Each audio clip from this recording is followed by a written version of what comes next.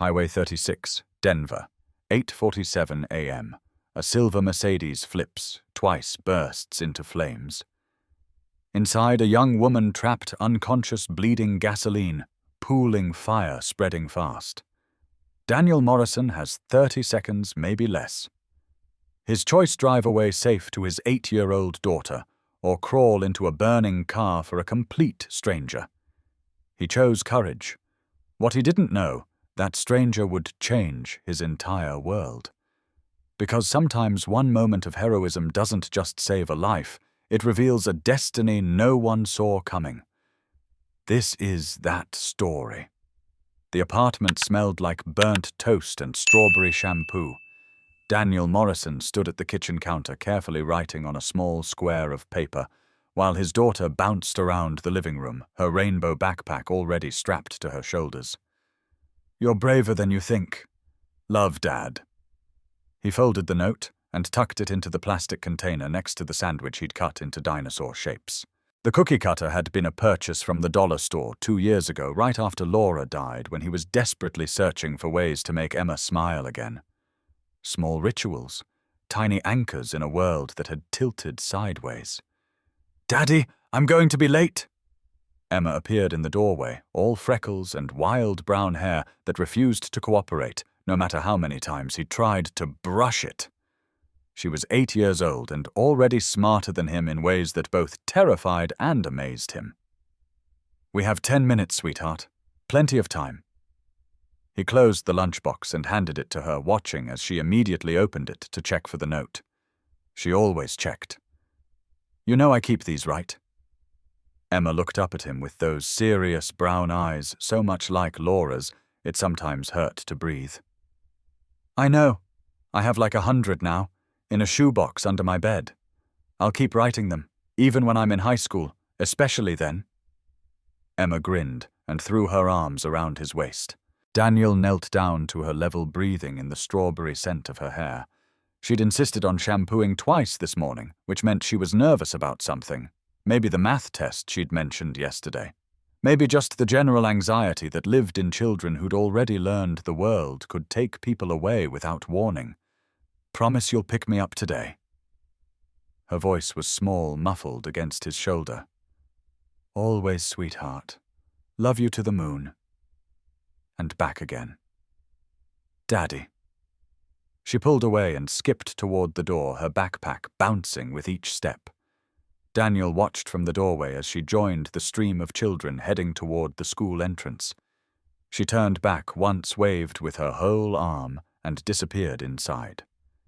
He stood there longer than necessary, watching the doors where she'd vanished. The familiar ache settled in his chest, the one that never quite left. Laura should have been here for this.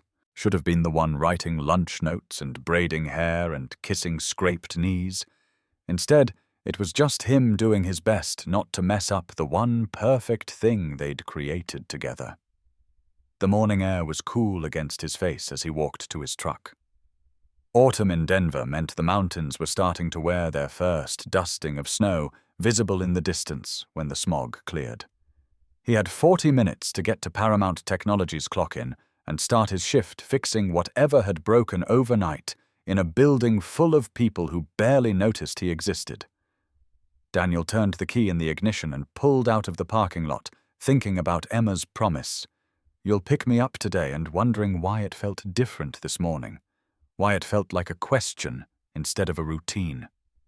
He had no way of knowing that in 47 minutes he'd be making a choice that would change everything. The screech of tires on wet asphalt cut through the morning air like a blade through silk.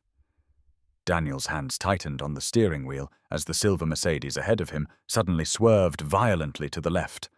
A deer, brown and graceful and completely oblivious to the chaos it was causing, bounded across Highway 36 and disappeared into the tree line as quickly as it had appeared.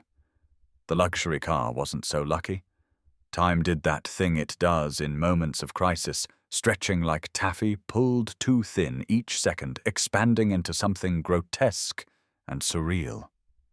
Daniel watched, unable to look away as the Mercedes lost its grip on the rain-slicked road. The vehicle spun sideways, tires screaming against the asphalt smoke rising from the rubber as physics and momentum fought for control. The car lost. Metal met concrete with a sound Daniel would hear in his dreams for months. The impact was devastating, immediate, final. The driver's side crumpled inward like a tin can in a vice glass, exploding outward in a shower of glittering shards that caught the morning light. The car flipped. Once. Twice. A terrible ballet of destruction that seemed to defy gravity before the vehicle finally crashed back to earth, landing upright in a mangled heap of twisted metal and shattered dreams. Before we continue, please tell us where in the world are you tuning in from? We love seeing how far our stories travel. Daniel's Ford pickup skidded to a stop on the shoulder, his heart hammering so hard against his ribs he could feel it in his throat. His hands shook as he reached for his phone, fingers fumbling with the screen. "What's your emergency?" "There's been an accident on Highway 36 eastbound about 2 miles past the Paramount Technologies exit." His voice came out surprisingly steady, despite the adrenaline flooding his system. "A car hit the barrier, flipped multiple times. I can see someone inside." "Sir, are you injured?" "No, but—" Daniel stopped mid-sentence. Smoke was beginning to rise from beneath the crumpled hood of the Mercedes. Not the white steam of a damaged radiator, but something darker, something that made his stomach drop. "Sir, are you there?" He ended the call and ran. Each step toward the wreckage felt like moving through quicksand. His mind screamed at him to stop, to wait for the professionals to think about Emma waiting for him at 3:30. But his body kept moving forward, pulled by something deeper than logic or self-preservation. The closer he got, the worse it looked. The driver's side had taken the brunt of the impact, the door frame compressed inward so severely there was no way it would open. Inside he could see a young woman, maybe 25, hanging unconscious against her seatbelt. Blood trickled down her forehead from a gash near her hairline, following the curve of her face like crimson tears. Her left arm was bent at an angle that made Daniel's stomach turn. "Miss," he shouted, pulling at the driver's door handle. It wouldn't budge. "Can you hear me?" No response. Her breathing was shallow. Labored, the kind of breathing that said broken ribs or collapsed lung or internal bleeding or all of the above. Then the smell hit him. Gasoline. Sweet and sharp and absolutely terrifying. Daniel looked down. Dark fluid was pooling beneath the vehicle, spreading outward like spilled ink on paper. The engine made ominous clicking sounds, the kind of sounds that preceded very bad things. Small orange flames began to lick at the edges of the hood, tentative at first, then growing bolder. For a moment that felt like an eternity. Daniel stood frozen. He thought about Emma. "Love you to the moon, Daddy. And back again, sweetheart." Their morning goodbye echoed in his mind. Emma with her rainbow backpack skipping toward the school entrance, without a care in the world, completely trusting that her daddy would come home safe. Emma, who'd already lost her mother to a brain aneurysm 2 years ago. Emma, who would be completely alone if something happened to him. The flames grew larger, hungrily consuming whatever fuel source they'd found. Smoke began to fill the interior of the car through the crushed dashboard vents. Daniel ran back to his truck and grabbed the tire iron from behind the seat. Glass showered everywhere as he smashed the rear passenger window of the Mercedes, the sound of breaking glass mixing with the growing roar of fire under the hood. Heat hit him immediately as he crawled through the window frame, wave after wave of it, making his eyes water and his lungs burn. Smoke filled the interior thick and black and choking. The woman's seatbelt was jammed, the metal clasp twisted from the impact. Daniel pulled out his pocket knife, the last anniversary gift Laura had given him before she died, and started sawing through the thick fabric of the seatbelt. The blade caught and slipped with each desperate cut. Come on, come on. The flames were visible through the dashboard vents now, orange tongues of fire reaching toward the interior like grasping fingers. His jacket sleeve caught fire, and he beat it out with his bleeding hands, never stopping his work on the seatbelt, never pausing, never giving up. The belt finally gave way with a sound like mercy. The woman's head lolled to one side as Daniel caught her weight against his chest, her body limp and frighteningly still. Blood from her head wound soaked into his shirt as he dragged her toward the back seat. Every movement an exercise in controlled panic. Getting her through the rear window was like trying to thread a needle while wearing boxing gloves in the dark during an earthquake. Daniel's back scraped against jagged glass as he pulled her through, tearing through his shirt and skin. The heat was overwhelming now, blistering the skin on his neck and arms, making it hard to think, hard to breathe, hard to do anything except keep moving. They were 5 feet from the car when Daniel heard it, a low whooshing sound that made his blood freeze in his veins. He threw himself forward, covering the woman's body with his own, just as the gas tank exploded. The force of the blast lifted them both off the ground. Daniel felt debris rain down on his back, sharp pieces of metal and glass embedding themselves in his shoulders and arms. The heat was like standing too close to a furnace, like the air itself was on fire. When the ringing in his ears finally subsided, Daniel found himself lying in the grass 10 feet from where the car had been. The woman was beneath him, still unconscious but breathing. He rolled off her carefully, every movement sending fresh waves of pain through his body. The Mercedes was nothing but a twisted skeleton of charred metal, now flames still dancing among the wreckage. Daniel pressed his jacket against the woman's head wound, his burned hands trembling with adrenaline and shock.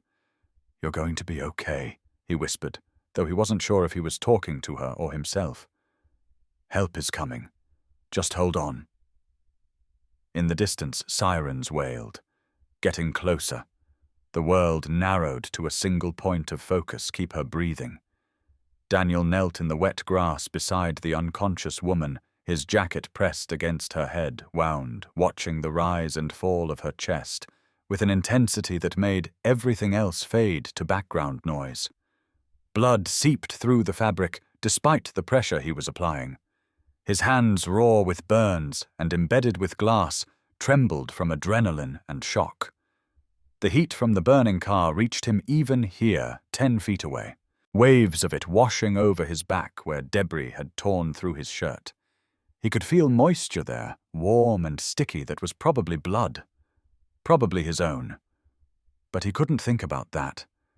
Couldn't think about the pain screaming through his nervous system or the fact that he might have just made Emma an orphan. All that mattered was this stranger's shallow breathing, the barely perceptible pulse he could feel beneath his burned fingers when he checked her neck, the way her eyelids fluttered occasionally, as if she was trying to swim up from deep water toward consciousness, but couldn't quite break the surface. "Thank you." The words were so quiet, Daniel almost missed them. Her lips had barely moved, her eyes still closed, but he'd heard it, clear as a bell, clear as a promise that she was still in there, still fighting. And somehow in that moment, Daniel knew Laura would have been proud. The paramedics found them like that. Daniel hunched over the unconscious woman, talking to her softly, even though she couldn't hear him, his body creating a shield between her and the burning wreckage, telling her about Emma, about how his daughter collected rocks and believed in magic and had the biggest heart of anyone he'd ever known, about how she'd lost her mother, but still found reasons to smile every single day. He didn't know why he was telling this stranger these things. Maybe because talking kept him from passing out. Maybe because if he stopped talking, he'd have to acknowledge the pain. Maybe because Laura used to say that hearing was the last sense to go, and if this woman died, he wanted her last moments to be filled with stories about hope, instead of the sound of flames consuming metal. "So you need to let us take a look at you." The voice belonged to a young paramedic with kind eyes and steady hands. Daniel looked up at him, momentarily disoriented. When had the ambulance arrived? How much time had passed? Take care of her first. His voice came out raspy from smoke, inhalation, barely more than a whisper. Sir, please. Daniel's eyes never left the woman's face. She was young, he realized now, that he could actually see her. Mid-20s, maybe. Dark hair matted with blood. Pale skin going paler by the second. Someone's daughter. Someone's friend. Someone who'd woken up this morning with plans that definitely didn't include nearly burning to death on Highway 36. Make sure she's okay first. It took 3 paramedics to convince Daniel to step back while they worked. As they loaded the woman into the ambulance, he caught a glimpse of her purse, its contents scattered across the wet asphalt. A driver's license, credit cards. A photo of an older man with silver hair and kind eyes smiling at the camera with his arm around the young woman, both of them laughing at some private joke. The name on the license read, Rachel Bennett. Bennett. Like Bennett. Like Paramount Technologies, where Daniel had been working as a maintenance supervisor for the past 5 years. But the connection didn't register through the fog of shock and adrenaline. All that mattered was that she was breathing. That the paramedics were saying words like stable and responsive. What's your name, sir? Daniel Harrison Morrison, he said automatically. Then quieter. Is she going to be okay? The second paramedic, a woman with gentle hands who'd been cleaning the glass from his palms, paused in her work. You saved her life, Mr. Morrison, but you also nearly got yourself killed doing it. These burns are serious. Daniel nodded absently, watching the ambulance pull away with Rachel Bennett inside. Only then did he allow himself to think about Emma, about the phone call he'd have to make to his sister Beth, about how close he'd come to not coming home. How do you tell an 8-year-old that her daddy might have scars for the rest of his life because he couldn't drive past a stranger in trouble?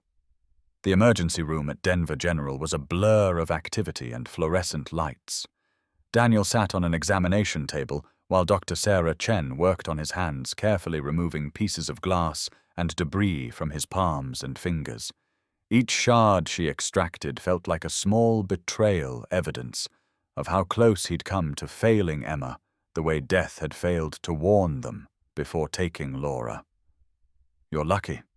Dr. Chen's voice was professional but warm, the kind of warmth that suggested she'd given bad news to too many families and took genuine pleasure in being able to offer good news for once. The burns on your back are 2nd degree, but they should heal without permanent damage to muscle function. Your hands, though, you're going to need surgery on 3 fingers. There's significant nerve damage.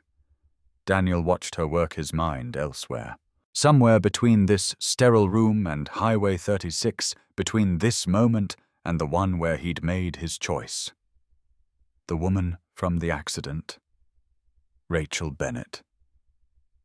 Is she? She's alive because of you, Mr. Morrison. Dr. Chen's voice was firm, brooking no argument. Skull fracture, broken arm, some internal bleeding, but nothing that won't heal. The fire department said you had maybe 30 seconds before that car became a death trap. 30 seconds. Daniel closed his eyes and tried not to think about how many times in those 30 seconds he'd almost turned around and walked away, almost chosen safety over courage, almost decided that Emma needed her father more than a stranger needed rescue. Mr. Morrison. Dr. Chen's voice gentled. Is there someone we can call family my sister Beth? He gave her the number, his voice cracking slightly. And my daughter's school. Emma, she's 8. I was supposed to pick her up at 3:30. The medication was making everything feel distant and strange, like he was watching his life through a fogged window. But the thought of Emma waiting for him at school, watching the other kids get picked up one by one until she was the last one left, brought everything into sharp, painful focus. We'll take care of that, Dr. Chen assured him. But you're going to be here for a while. Surgery, observation, physical therapy. This isn't something you recover from in a day or two. Daniel nodded, staring down at his bandaged hands. 2 weeks ago, his biggest worry was whether he could afford to fix the water heater in their apartment. Now he was looking at medical bills that would probably cost more than he made in 6 months. But she's alive, he told himself. Rachel Bennett is alive. That had to be enough. Beth Anderson arrived 20 minutes later with Emma in tow, her face pale with worry and poorly concealed fear. Daniel saw them through the small window in his examination room door before they saw him, and his heart broke a little at the expression on his daughter's face. Emma looked small and scared, in a way she hadn't since the first terrible weeks after Laura died. "Uncle Danny's here, sweetie. He's okay." Beth's voice was pitched for reassurance, but Daniel could hear the tremor underneath. The door opened, and Emma launched herself toward the hospital bed before Beth could stop her, then pulled up short when she saw the bandages covering her father's arms. Her brown eyes went wide, filling with tears she was trying desperately not to shed. "What happened to you?"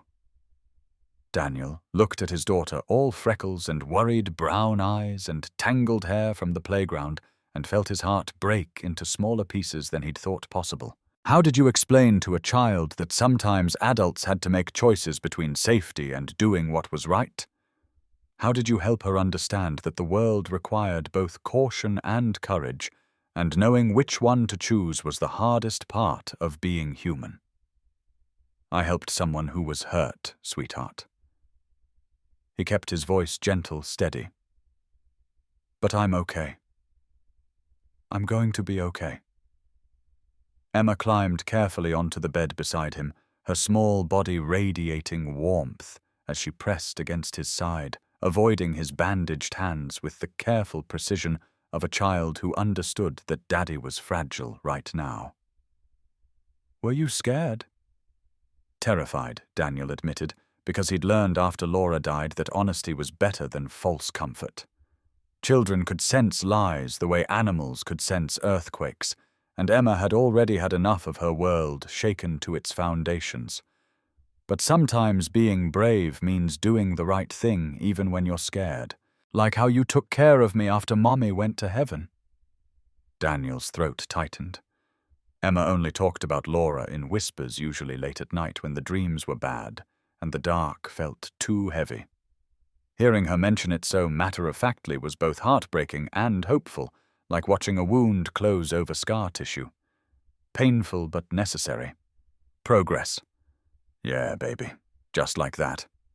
Beth squeezed his shoulder, her touch careful of his injuries. The school called. "You missed work. Have you called Tom yet?" Tom Reynolds, his supervisor at Paramount Technologies.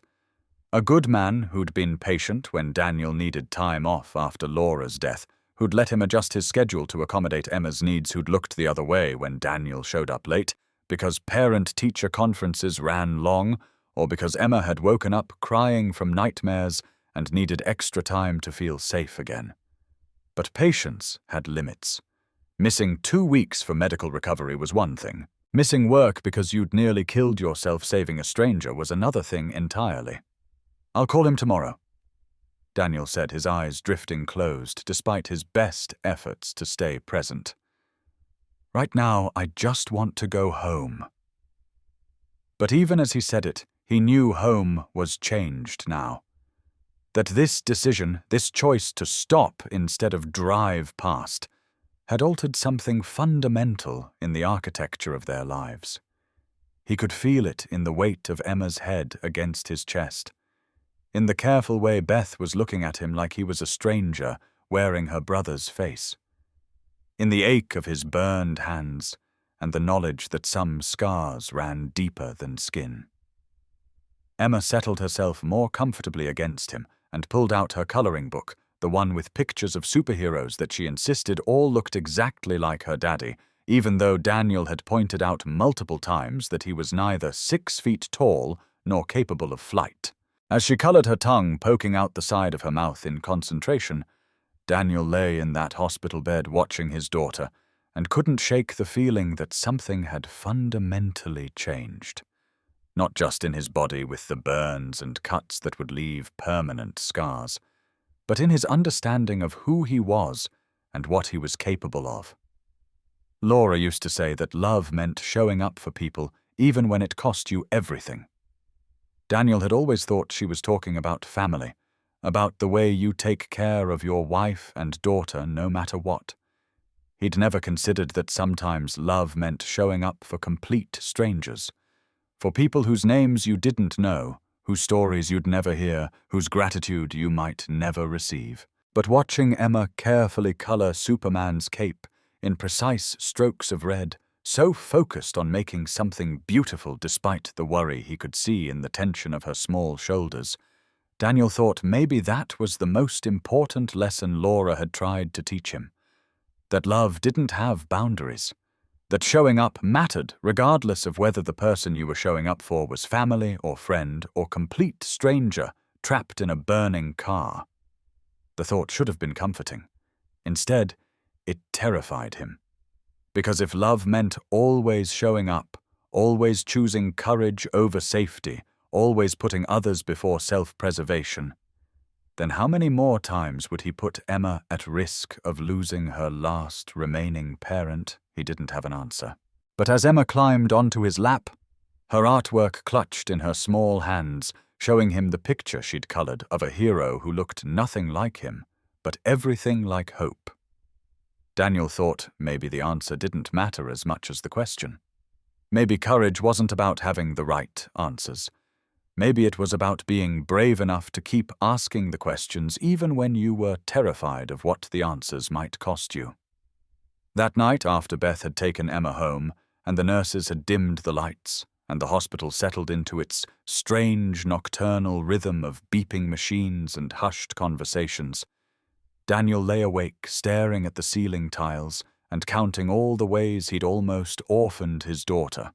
The choice to run toward the burning car instead of away. The moment his sleeve caught fire, the seconds he'd spent sawing through that seatbelt while flames reached toward him. The explosion that could have killed them both if he'd been even a foot closer. 30 seconds. Dr. Chen had said he'd had 30 seconds. But Daniel kept replaying those moments in his mind, stretching and compressing them like taffy, trying to find the exact instant when he'd made his decision. When he'd chosen a stranger's life over his daughter's security. He couldn't find it. Couldn't pinpoint the moment when instinct had overridden logic, when compassion had trumped self-preservation.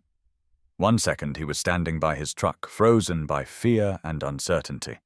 The next, he was smashing a window with a tire iron, crawling into smoke and fire, making choices that could have left Emma completely alone in the world.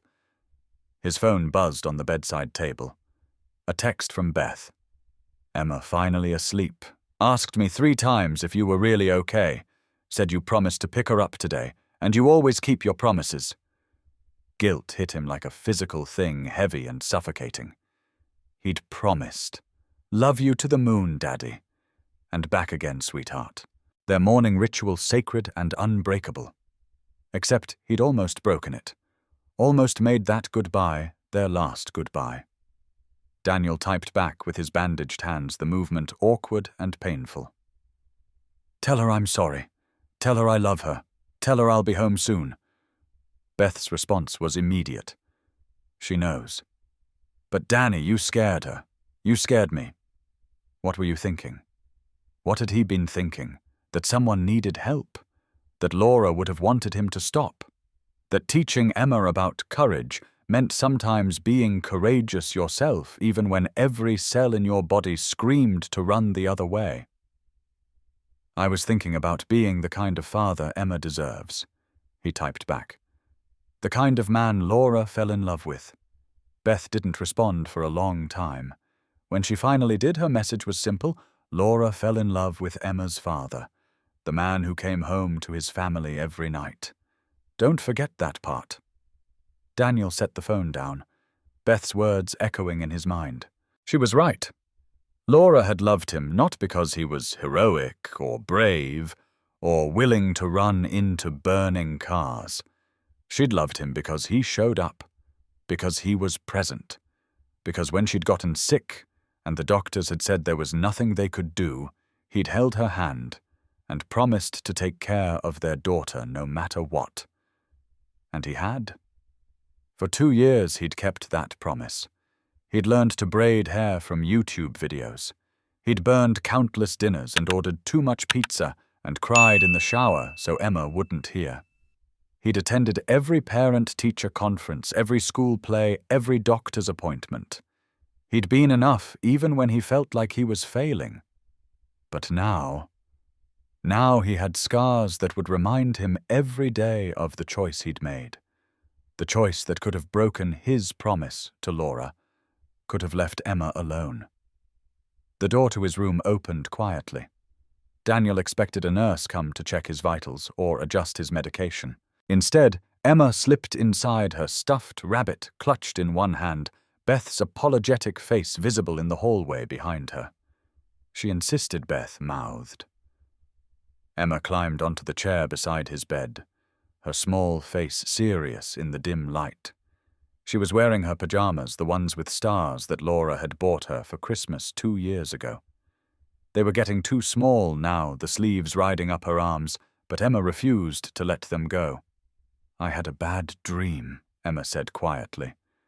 About you not coming home. Daniel's heart clenched. I'm right here, sweetheart. But you almost weren't. Emma's voice was matter-of-fact in that way children have stating truths adults try to hide.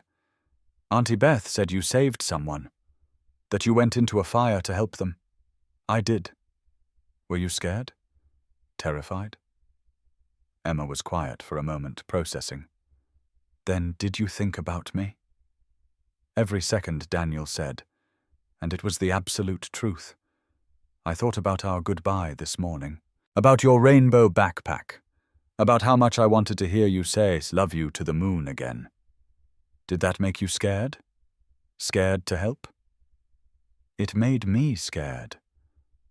I might not come home to you, but it also made me careful, made me pay attention to every second because I had to come back. Emma climbed onto the bed beside him, settling herself carefully against his side. Her rabbit ended up squished between them, its button eyes reflecting the dim light. Mommy didn't get to choose, Emma said finally. Her voice was small, vulnerable in a way that made Daniel's throat tight. When she went to heaven, she didn't choose to leave us. No, baby, she didn't. But you chose to go into that fire.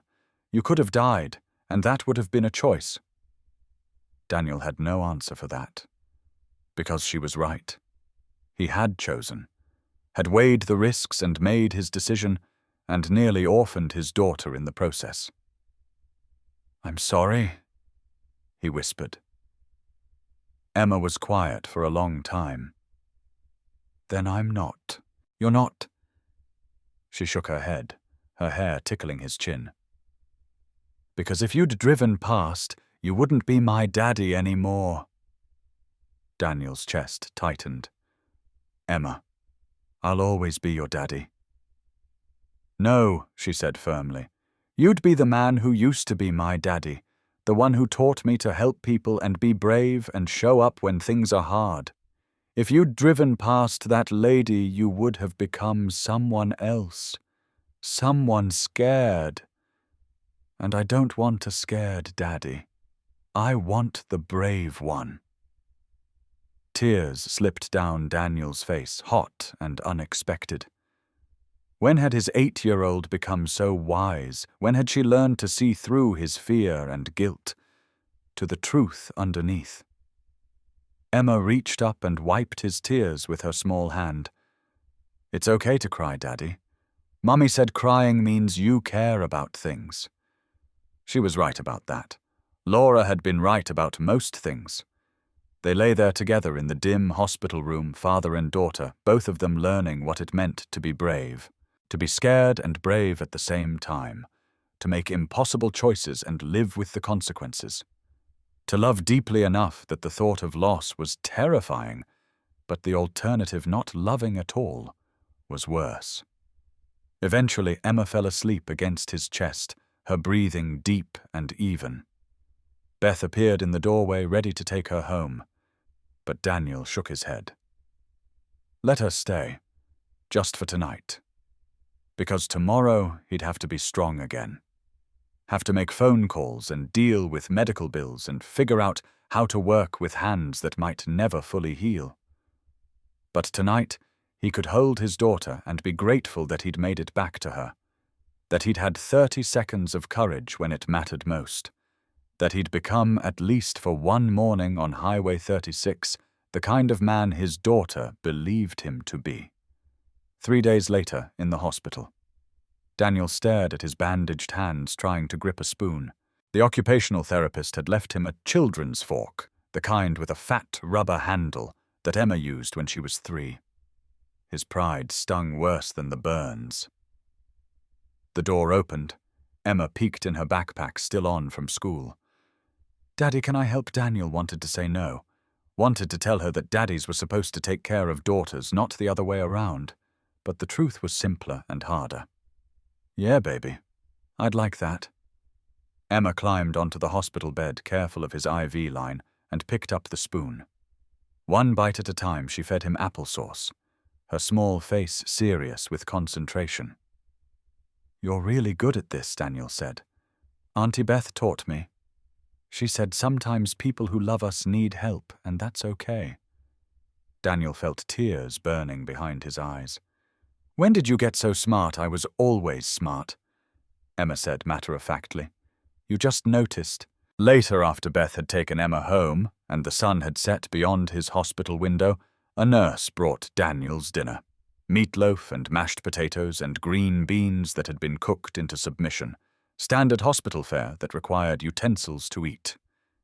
Daniel stared at the tray, then at his bandaged hands, and felt frustration rise like bile in his throat.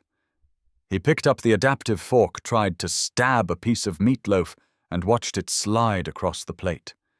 His fingers wouldn't close properly, wouldn't maintain the grip necessary for something as simple as eating dinner. The fork clattered against the tray again. Daniel wanted to throw it across the room, wanted to scream at the unfairness of it all. He'd saved someone's life, and this was his reward. Hands that didn't work, nerve damage that might be permanent, the inability to do basic tasks without assistance. "Need some help with that?" The voice came from the doorway. Daniel looked up to find Tom Reynolds, his supervisor from Paramount Technologies, standing there with an uncertain expression. Tom was a big man, built like the linebacker he'd been in college, but his presence in the hospital room somehow made him seem smaller, more vulnerable. Tom. Daniel tried to sit up straighter, wincing as the movement pulled at his healing burns. "I was going to call you. To explain about work." Tom waved a hand dismissively and walked into the room, settling his bulk into the visitor's chair. "I'm not here about work, Danny. I'm here because I heard what you did, and I wanted to see how you were holding up." "I'm fine," Daniel lied automatically. Tom looked pointedly at the untouched dinner tray, at the adaptive utensils, at the bandages covering Daniel's hands. "You're a terrible liar. Always have been." They sat in silence for a moment. Daniel could hear the hospital sounds filtering through his door, the beeping of monitors, the soft conversations of nurses, the distant ring of phones at the nurses' station. All the machinery of healing moving forward, regardless of how he felt about it. "The woman you saved," Tom said finally. "Rachel Bennett. She's Robert Bennett's daughter." Daniel's brain took a moment to process that information. Robert Bennett, as in the CEO of Paramount Technologies, the man whose name was on the building, whose photo hung in the lobby, who Daniel had never met in 5 years of working there. "I didn't know," he said quietly. "Course you didn't." Tom leaned back in the chair, which creaked under his weight. "You ran into a burning car without knowing who she was or what she was worth. Just knew she needed help, and you were the person standing there. Anyone would have done it." "No," Tom said firmly. "They really wouldn't have. Most people would have called 911 and waited. Kept themselves safe. protected their families by not taking unnecessary risks. You're not most people, Danny. Never have been. Daniel thought about Emma feeding him applesauce, about Laura in those final moments making him promise to take care of their daughter, about all the ways he'd almost broken that promise for a stranger he'd never met. I have a daughter, he said. I should have thought about her first. You did think about her. Tom's voice was gentle but firm. You thought about the kind of man you wanted her father to be, the kind of example you wanted to set. That's thinking about your kid Danny, just in a different way than you expected. The meatloaf was getting cold. Daniel looked at it, at the adaptive fork at his hands that didn't work the way they were supposed to. Tom followed his gaze. Want me to cut that for you? Daniel's first instinct was to refuse. But then he thought about Emma's words. Sometimes people who love us need help, and that's okay. He nodded. Tom stood and methodically cut the meatloaf into bite-sized pieces, his large hands surprisingly dexterous. There, should be easier now. Thanks. Daniel managed to eat most of his dinner, the adaptive fork slowly becoming less foreign in his damaged hands. Tom stayed talking about work and Emma and anything except the accident.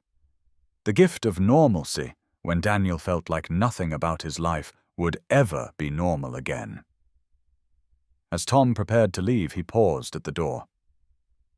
Robert Bennett called me personally, asked about you, about Emma, about whether you needed anything.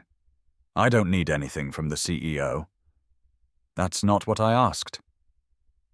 Tom's expression was serious now.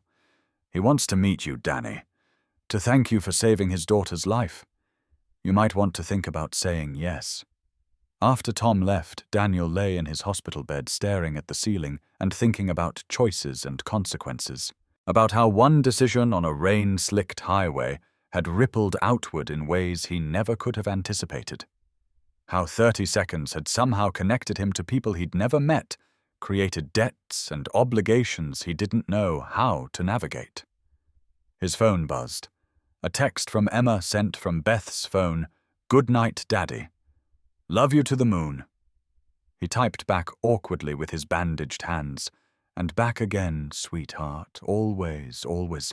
The word felt like a promise and a prayer, a reminder that some things remained constant even when everything else changed, that love persisted despite pain, despite scars, despite hands that didn't work right, and choices that cost more than you expected to pay. Daniel closed his eyes and tried to sleep, but all he could see was fire and smoke and a stranger's face as he pulled her from certain death. All he could feel was the weight of decisions made in 30 seconds that would echo through the rest of his life. Tomorrow he'd start physical therapy in earnest. Tomorrow he'd figure out how to hold a wrench with reconstructed fingers. Tomorrow he'd begin the long process of recovery. But tonight, he just held on to always and hoped it was enough. Week 2 after the accident. Physical therapy. The foam ball sat on the table between them like an accusation. It was designed for children, soft and squeezable and bright blue. The kind of thing Emma would have played with when she was 3, squeezing it with delight just to watch it compress and expand.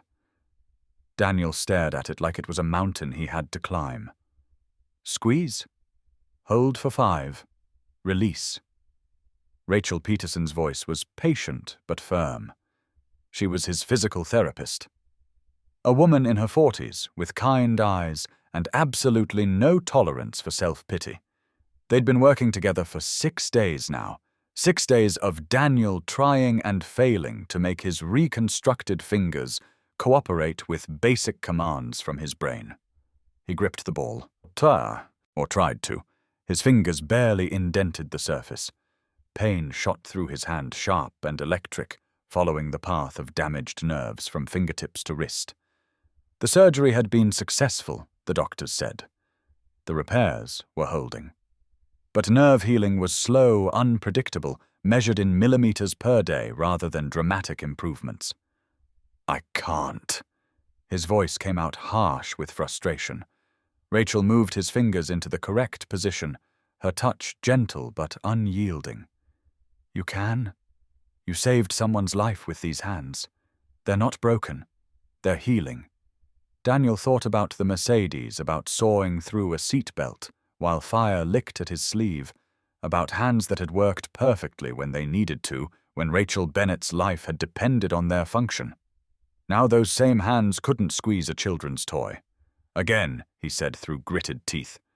This time the ball compressed, just a little, just barely, just enough that Rachel's face broke into a genuine smile. "That's it. That's progress, Mr. Morrison." Daniel released the ball, his hand trembling from the effort. He'd done construction work. He'd lifted equipment that weighed more than Emma. He'd worked 14-hour shifts without complaint, his hands reliable tools that responded to every command without hesitation. Now squeezing a foam ball felt like running a marathon. And this was just the beginning. "Your daughter was here yesterday," Rachel said, as she adjusted his hand position for another attempt. "She's quite something." "She is." Daniel felt his chest tighten with love and guilt. "She brought me a card she made, drew pictures of us fishing." "Do you fish used to?" "Before Laura got sick." Daniel paused, surprised he'd mentioned his wife. He didn't usually talk about Laura with strangers. "Haven't been since she died." Rachel nodded, not pushing, and Daniel found himself continuing.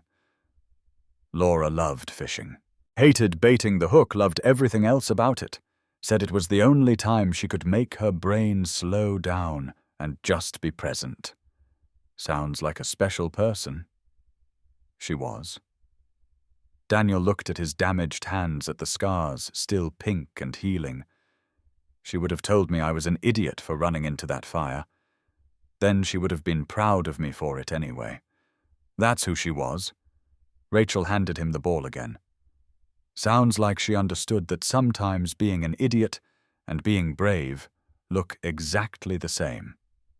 They worked for another 30 minutes. Squeeze, hold, release. Over and over until Daniel's hand cramped and sweat beaded on his forehead from the effort and frustration.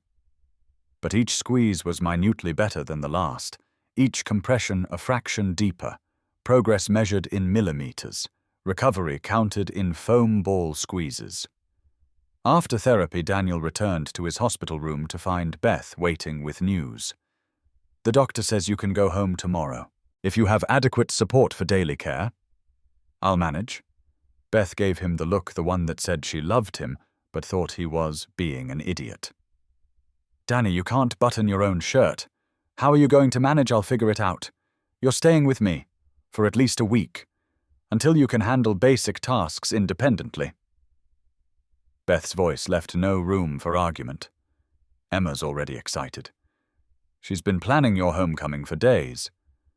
Daniel wanted to protest, wanted to maintain some shred of independence, but the truth was he couldn't manage alone. Not yet. Maybe not for a while. "Okay. Thank you." Beth's expression softened. "That's what family does. We show up for each other." After she left, Daniel attempted to button his hospital gown.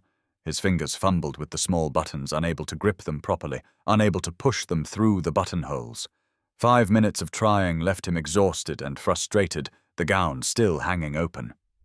The door opened. Daniel expected a nurse, and instead found himself looking at a young woman in a wheelchair. She had dark hair pulled back in a ponytail, her left arm in a cast, and bandages still visible on her forehead, where Daniel remembered seeing blood. Her eyes were alert and focused, and they were staring at him with an intensity that made him forget how to breathe. "Mr. Morrison." Her voice was soft but clear. "I'm Rachel Bennett." Daniel opened his mouth, but no words came out. This was the woman he'd pulled from the burning car, the stranger he'd risked everything to save. Conscious now, alive, looking at him like he was something more than human, instead of just a man who'd made an impulsive decision. "I wanted to thank you," Rachel continued. She maneuvered her wheelchair closer with practiced ease. "For my life. For everything. I just did what anyone would do." "No." Rachel's voice was firm. Most people would have driven past, would have called for help and kept themselves safe. You didn't. You ran toward fire. For me. A complete stranger. They looked at each other across the small hospital room.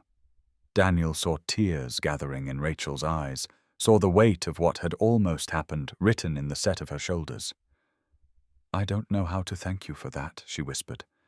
"How do you thank someone for your life?" "You just did," Daniel said. "And you don't have to. I'm just glad you're okay." Rachel smiled through her tears. "My father wants to meet you. He's been trying to find the right time, the right way to say thank you. He's not good with emotions, but he's been crying every day since the accident. I've never seen him cry before." Daniel thought about Tom's visit, about Robert Bennett calling personally. The CEO whose name was on the building, whose daughter was alive because of 30 seconds of courage. "You don't owe me anything. Neither does your father. We owe you everything," Rachel said simply. "But I understand if you need time, if this is all overwhelming." She gestured to his hands, to the hospital room, to the weight of everything that had happened. "I just needed to see you, to say thank you in person, to tell you that I remember." Remember what Rachel's eyes filled with fresh tears. "You talking to me, while you were pulling me out. You told me about your daughter, about Emma, how she loves rocks and believes in magic, how she lost her mother but still finds reasons to smile. I was unconscious, but I heard you. Your voice was the only thing keeping me anchored." Daniel's throat tightened. "I didn't know you could hear me. I could, and it mattered, more than you know." Rachel wheeled closer and took his damaged hand in her good one, her touch gentle on his bandaged fingers. "Thank you, Mr. Morrison, for seeing me when you could have looked away, for choosing courage when safety was the easier option, for giving my father more time with his daughter." She released his hand and maneuvered her wheelchair toward the door, pausing at the threshold. "My father would like to meet you tomorrow. At his office, if you're well enough. No pressure, no expectations. Just a conversation between two people whose lives are connected now, whether we planned for it or not." After she left, Daniel sat on his hospital bed and stared at his hands. These broken, damaged, healing hands that had saved a life and cost him so much. He thought about Rachel's words about being heard while unconscious, about voices anchoring us when we're drowning. He thought about Emma making cards about fishing trips they hadn't taken yet. About Laura saying sometimes being an idiot and being brave look the same. About 30 seconds that had connected him to people and purposes larger than he'd ever imagined. Tomorrow he'd meet a CEO. Tomorrow he'd navigate conversations about gratitude and debt and obligations he didn't fully understand. But tonight, he'd managed to squeeze a foam ball. Tonight, recovery was measured in millimeters, and that was enough. Progress, Rachel, the therapist, had said. That's progress. And maybe Daniel thought, as he finally managed to button one button on his hospital gown, maybe millimeters were how you measured courage too. One small choice at a time. One squeeze. One button. One day. One life saved and many more changed in the process. 4 months after the accident. Daniel was home now, mostly healed, the pink scars on his hands and back, serving as permanent reminders of that morning on Highway 36. Emma had adapted to having her father back, had stopped asking every morning if he promised to come home, had started sleeping through the night again, without nightmares about fires and ambulances and empty houses. Or so Daniel had thought. He woke at midnight to the sound of soft crying coming from Emma's room, the kind of crying that was trying hard to stay quiet, muffled into a pillow, so as not to disturb anyone. Daniel's heart clenched as he got out of bed and padded down the hallway. Emma was sitting at her small desk homework, spread out in front of her, but clearly untouched. She was staring at the family photo on the wall beside her bed. The one from before. Before Mommy went to heaven. Before Daddy got hurt saving people. The one where they were just a normal family at the beach, frozen in a moment of uncomplicated happiness. "Sweetheart, what's wrong?" Emma looked up, her face blotchy and wet with tears. "I had a bad dream. About the fire. About you not coming home." Daniel crossed the room and knelt beside her chair, ignoring the protest from his healing back. "But I did come home." Emma's bottom lip trembled. "What if next time you don't? What if next time you help someone and you don't come back and I'm all alone forever?" The fear Daniel had been trying to protect her from the one he'd thought she'd moved past sat between them now, like a living thing. He'd been fooling himself, thinking 4 months was enough time for an 8-year-old to process the reality that her father had almost died. That she'd almost lost both parents within 2 years. "Come here, baby." Daniel moved to sit on her bed, and Emma immediately crawled into his lap, curling against him like she used to do when she was much smaller. Her small body trembled with suppressed sobs. "I heard you and Auntie Beth talking last week," Emma said, her voice muffled against his shoulder. "She said you could have died, that you were really lucky, and I already don't have a mummy, and if you died too, I'd be all alone forever." Daniel felt his own throat tighten, tears burning behind his eyes. She was right. She was absolutely right. He'd made a choice that could have orphaned her, and no amount of noble intentions could change that fundamental truth. "Emma, look at me." He waited until her brown eyes, so much like Laura's, met his. "I'm right here. I'm okay. I'm not going anywhere." "But you almost did go somewhere. You almost left me like Mommy did." And there it was. The fear he'd been too focused on his own recovery to notice. The terror of an 8-year-old who'd already lost one parent to forces beyond anyone's control, now grappling with the knowledge that her remaining parent had voluntarily put himself in mortal danger. "You want to know what I thought about when I was pulling that lady out of the car?" Emma nodded against his chest. Daniel's voice cracked slightly. "I thought about our goodbye that morning, about your rainbow backpack, about how you said 'love you' to the moon, and I said, and back again. I thought about how much I wanted to hear you say it again, about how I had to make it back to you. Did that make you scared, terrified? But it also made me careful. It made me pay attention to every second because I had to come back to you. You're the reason I survived, Emma. Because I couldn't leave you alone." Emma was quiet for a moment, processing. "Then Mommy didn't choose to leave us." "No, she didn't. Mommy's brain got sick and there was nothing anyone could do. That was something bad that happened that nobody could control. But you chose to go into that fire. You could have not done it. I could have, Daniel admitted. And if I had, I would have been safe. But I also would have known that I let someone die when I could have helped. And I don't think I could have looked at you the same way after that. Why not? Because you would have asked me someday why I didn't help, and I wouldn't have had a good answer, because the only honest answer would have been that I was too scared. And I don't want to teach you to let fear stop you from doing what's right." Emma pulled back slightly, looking at him with those old soul eyes that sometimes seemed to understand things she was too young to know. "Is that why you helped the lady? To teach me something, I helped her because she needed help, and I was there.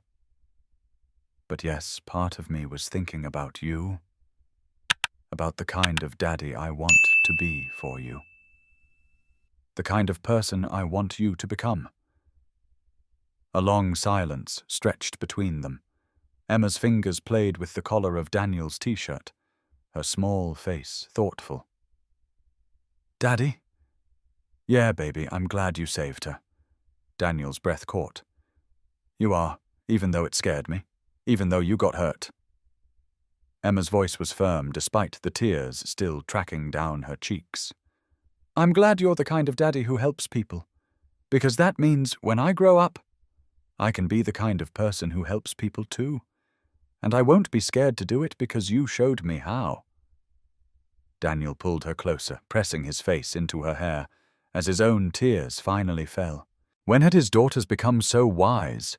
When had she learned to see past her fear to the larger truth underneath? "Just maybe," Emma continued, her voice taking on a practical tone.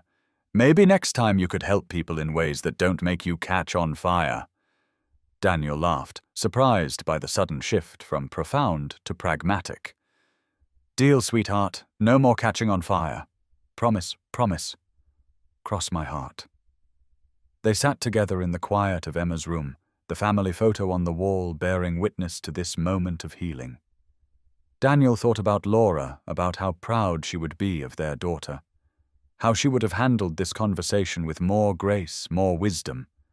But he'd done his best, had been honest about his fears and his choices, had given Emma the truth, even when it was complicated. Emma yawned, exhaustion finally catching up with her adrenaline. "Can I sleep in your room tonight?" Of course.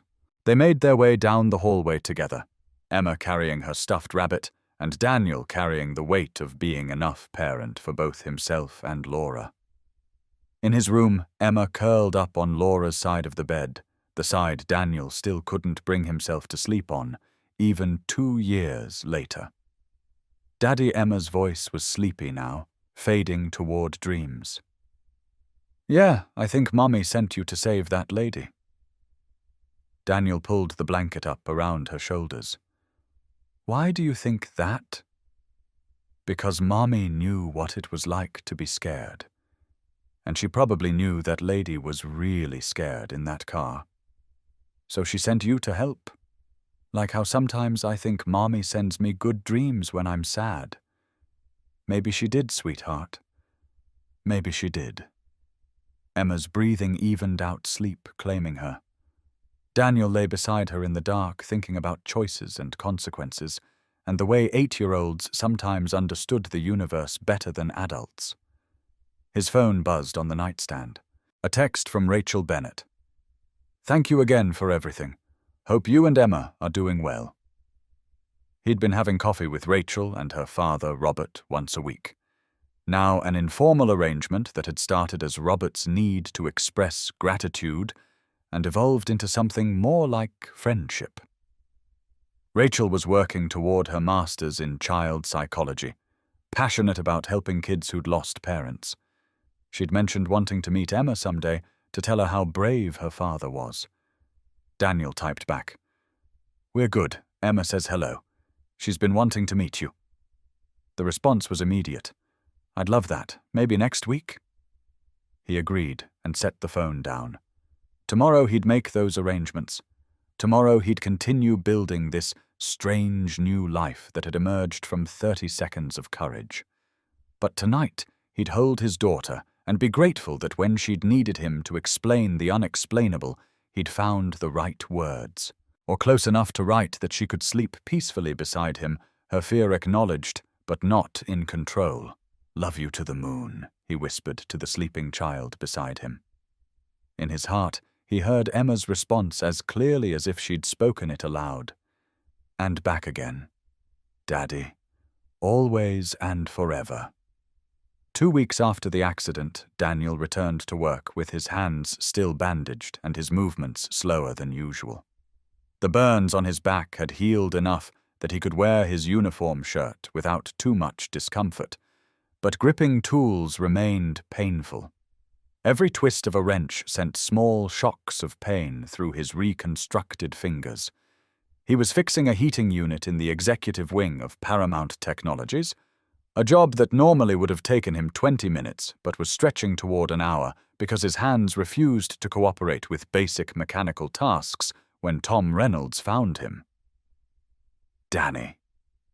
Tom's voice carried a strange quality, almost nervous. Mr. Bennett wants to see you in his office. Now. Daniel's stomach dropped. Robert Bennett, the CEO of Paramount Technologies. In 5 years of working here, Daniel had never even been on the same floor as the man's office, let alone called to meet with him personally. Is this about the time I missed?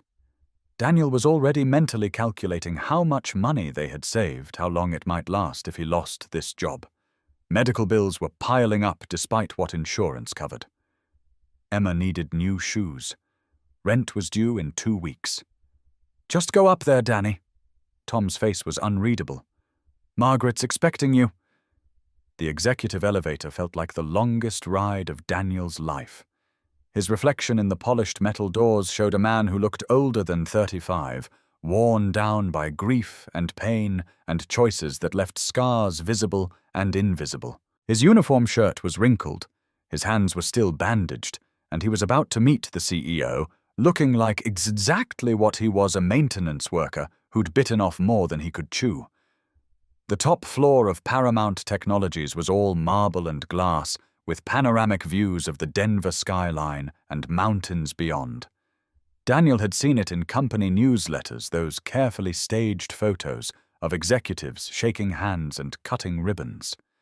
Being here in person was overwhelming in a way he hadn't anticipated. Margaret Chen. Mr. Bennett's assistant smiled warmly at him. Mr. Morrison, he's expecting you. Please go right in. The office was larger than Daniel's entire apartment. Floor-to-ceiling windows looked out over the city. Expensive artwork lined the walls, and the furniture probably cost more than Daniel made in a year. Robert Bennett stood by the window with his back turned, a distinguished man in his 60s with silver hair and a perfectly tailored suit. But it was the other person in the room who made Daniel's breath catch in his throat. Rachel Bennett sat in a wheelchair near her father's desk, her arm still in a cast, bandages visible on her forehead. But her eyes were alert and focused, and currently filled with tears as she looked at him. Mr. Morrison. Robert Bennett turned from the window, and Daniel could see that his eyes were red-rimmed with emotion. I'd like you to meet my daughter, Rachel. The world tilted sideways. His daughter. The woman Daniel had pulled from the burning car, the stranger he'd risked his life for, was Robert Bennett's daughter, the CEO's only child. Rachel struggled to stand from her wheelchair, wobbling slightly on unsteady legs. Before anyone could stop her, she crossed the room and threw her good arm around Daniel in a fierce hug. You saved my life. The words came out in a sob muffled against his shoulder. The doctor said I had less than 30 seconds before the fire reached the passenger compartment. They told me everything, your injuries, your burns, how you shielded me from the explosion. Daniel stood frozen, overwhelmed by the revelation and the weight of her gratitude. All he could think about was that morning weeks ago, about how close he'd come to driving past the accident, about Emma, about the choice between safety and courage. I just did what anyone would do, he said quietly. No. Robert Bennett's voice was thick with emotion as he approached them, and Daniel noticed the older man's hand was shaking slightly when he placed it on Daniel's shoulder.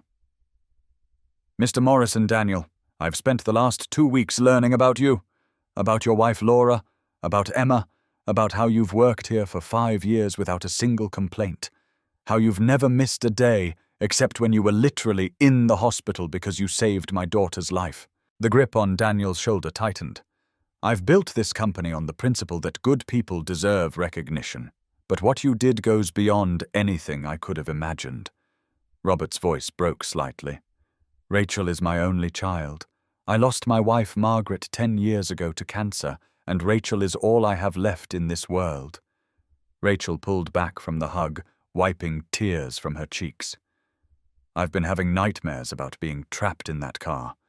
The fire, the smoke, the feeling of not being able to move. But then I remember someone was there talking to me, telling me I'd be okay. Even though I was unconscious, somehow I heard you. You whispered thank you, Daniel said suddenly, right before the paramedics came. You said thank you. I remember that. Rachel's voice was soft. It was like hearing an angel. Robert cleared his throat, composing himself. Daniel, I want to make some things clear. First, all of your medical expenses have been covered. Every penny. That's non-negotiable. Mr. Bennett, I can't. Second, Robert held up a hand. We are promoting you to Facilities Director. It comes with a substantial salary increase and benefits that will cover Emma's healthcare and education through college. Daniel opened his mouth to protest, but no words came. Facilities Director. A position that would mean real financial security. A future where Emma wouldn't have to worry about money, where medical bills wouldn't keep him awake at night. Third. Robert's voice softened. Rachel has a request. Rachel smiled through her tears. I've been working on my master's degree in child psychology. Before the accident, I was driving to a children's shelter to deliver books and spend time with kids who've lost parents. It's something I do every week. She paused, glancing at her father. I'd like to meet Emma, not because I feel obligated to, but because I want to understand the kind of man who would risk leaving his daughter an orphan to save a stranger. I want to learn from both of you. Daniel felt tears he didn't know he'd been holding back start to fall. She'd like that. Emma would really like that. Robert Bennett gestured toward the sitting area of his office. Expensive leather chairs arranged around a coffee table that probably cost more than Daniel's truck. Please sit. Daniel lowered himself carefully into a chair, aware of how out of place he looked in his maintenance uniform amid all this polished luxury. Rachel maneuvered her wheelchair to face him, her expression open and earnest, in a way that reminded Daniel of Emma when she was trying to explain something important. I need you to understand something. Robert began settling into the chair across from Daniel. He looked smaller somehow, less like the powerful CEO and more like a father who'd come too close to losing everything that mattered. The morning of Rachel's accident, we'd had a fight. Rachel reached out and touched her father's hand. Dad, you don't have to. Yes, I do. Robert's voice was firm but gentle. He needs to understand what he gave back to me. The older man's eyes met Daniel's. I told my daughter she was wasting her education on charity work with children, that she should be focusing on the family business, learning to take over when I retire. She left angry with me. And then I got the call that she'd been in an accident. Robert's composure cracked slightly. For 10 minutes while I drove to the hospital, I thought I'd lost her. 10 minutes of imagining a world without my daughter in it. 10 minutes of regretting every harsh word, every moment I'd prioritized business over our relationship. 10 minutes of bargaining with whatever higher power might be listening, promising I'd be a better father if I just got another chance. You gave me that chance, Mr. Morrison. Robert's voice was raw with emotion. You gave me the opportunity to tell my daughter I was wrong, that I'm proud of her, that the work she does helping grieving children matters more than any profit margin or quarterly report. Daniel thought about his own last words to Emma that morning. Love you to the moon. Thank God he'd said it. Thank God that if the worst had happened, at least Emma would have known. I was so ready to give up, Rachel said quietly. Her voice pulled Daniel's attention back to her. After the accident, after I woke up in the hospital, all I could think about was how I'd wasted that morning fighting with my dad instead of telling him I loved him. How my last words to him might have been angry words. She wiped at her eyes. But then the doctors told me about you, about how you'd risked your life for a complete stranger, how you'd shielded me from the explosion with your own body, how you'd talked to me the whole time even though I couldn't respond. And I realized something. What's that Daniel asked? That I'd been given a second chance too. Not just at life, but at being the person I wanted to be. She looked at her father with obvious affection. My dad and we've spent 10 years circling around our grief over my mom, building walls instead of bridges, using work and charity and anything else we could find to avoid actually dealing with our loss. Your courage in saving me, it didn't just give us more time together, it gave us permission to finally heal. Robert nodded, his eyes bright with unshed tears. My wife Margaret died when Rachel was 15. Pancreatic cancer. 6 months from diagnosis to the end. I threw myself into building this company, telling myself I was securing Rachel's future. The truth is, I was running from my grief. And in the process, I lost 10 years with my daughter. He looked at Daniel directly. You taught me something about being a father. You showed me that being present means more than providing. That courage isn't just about grand gestures like running into burning cars. It's about showing up for the small moments, the lunch notes, the parent-teacher conferences, the everyday acts of love that build a life. Daniel thought about the note he'd written that morning. You're braver than you think. Simple words scrawled on a small piece of paper that Emma kept in a shoebox under her bed. Had he really understood what he was doing? Had he known those small gestures mattered this much? Your daughter, Robert continued. Tell me about her. Emma's 8. Daniel found himself smiling despite the weight of the conversation. She's smart and kind, and sometimes too wise for her own good. She collects rocks and believes in magic, and thinks every superhero looks exactly like me, even though I keep telling her I'm just a regular person. She lost her mother 2 years ago. Laura had a brain aneurysm. 1 minute she was laughing, playing with Emma in the backyard. The next minute she was gone. No warning, no chance to prepare. Rachel made a soft sound of sympathy. That must have been devastating. It was. Daniel's throat tightened with the memory. For a year I just went through the motions. Getting Emma to school, going to work, keeping us fed and housed. I cried in the shower so she wouldn't hear me. I learned to braid hair from YouTube videos. I burned more dinners than I can count. But you kept showing up, Robert said. Even when you were drowning in your own grief, you showed up for your daughter, because she needed me to. Daniel shrugged. You don't get to stop being a parent just because being a parent is hard. The three of them sat in silence for a moment, connected by loss and survival, and the strange ways life brings people together. I want to do something for you, Robert said finally. Beyond the medical expenses and the promotion. I want to establish a scholarship fund in your wife's name, for children who've lost parents, to help them afford the support and resources they need to heal. Daniel felt his breath catch. Laura would have loved that. Then help me build it. Robert leaned forward, his businessman focus returning, but tempered now with genuine warmth. You know what these families need. You've lived it. Be our voice for this. Help me turn my gratitude into something that honors your wife's memory and helps others. Before Daniel could respond, Rachel spoke up. And I want to include Emma in my work at the shelter. If she's interested.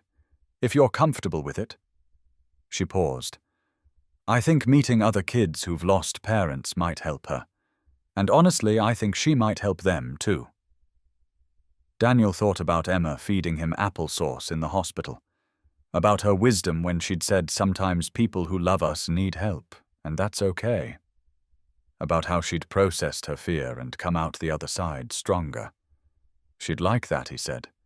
Emma would really like that. Robert stood and extended his hand. Daniel stood as well, his damaged fingers closing around the CEO's grip as firmly as they could manage. Welcome to the executive team, Daniel. And thank you. For my daughter. For reminding me what matters. For being the kind of man who stops when others drive past. After Daniel left the office after the elevator carried him back down to the maintenance floor, after he'd changed out of his uniform and prepared to drive home. Tom Reynolds found him in the parking lot. So Tom said, leaning against Daniel's truck. How'd it go? He offered me a promotion. Facilities director. That's great, Danny. He wants to start a scholarship fund in Laura's name. That's even better. And his daughter wants to meet Emma. Tom studied Daniel's face. You okay with all this? Daniel thought about the question. Was he okay? His hands still hurt. His back still ached. He had scars that would never fade. But he also had financial security for Emma's future. He had the chance to honor Laura's memory in a meaningful way. He had new friends who understood loss and courage. Yeah, he said finally. I think I am. As he drove home, Daniel thought about how 30 seconds had changed everything. How one choice had rippled outward in ways he never could have imagined.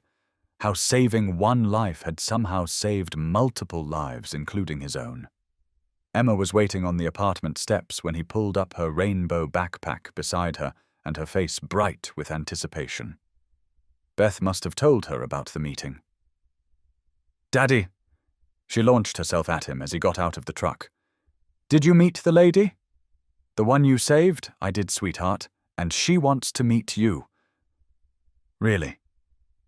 Emma's eyes went wide. Really? She works with kids who've lost parents. I thought maybe you'd like to help her sometimes. Emma considered this seriously. Like how you helped her. Sort of. But less on fire. Emma giggled, and the sound was like medicine for all the places Daniel still hurt. Can we help her this week? We'll see, baby. We'll see. That night, after Emma was asleep, Daniel sat at the kitchen table and pulled out Laura's coffee mug from the cabinet where he'd kept it for 2 years. He'd never been able to bring himself to use it or put it away permanently. It had just sat there, a reminder of everything he'd lost. For the first time since Laura died, Daniel made himself a cup of coffee and drank from her mug. It didn't bring her back. Nothing ever would. But somehow it felt like she was there with him, proud of the choice he'd made and the new family they were building from the ashes of their grief. His phone buzzed with a text from Rachel. Thank you for agreeing to let Emma help at the shelter. I think you're both going to change a lot of lives. Daniel typed back. You already changed ours. And it was true. 30 seconds of courage had connected them to people and purposes larger than he'd ever imagined, had turned a stranger into family, had created opportunities to heal while helping others heal. Laura had been right about so many things, but she'd been most right about this love means showing up, even when it's hard. Especially when it's hard. And Daniel intended to keep showing up for Emma, for the memory of Laura, for Rachel and Robert, for all the grieving children who needed to know they weren't alone. One day at a time, one choice at a time, one life touching another until the ripples spread farther than anyone could see. The promotion paperwork sat on Daniel's kitchen table like a promise and a challenge. Facilities director. A salary that would mean Emma could have the childhood she deserved, could attend good schools, could go to college without drowning in debt.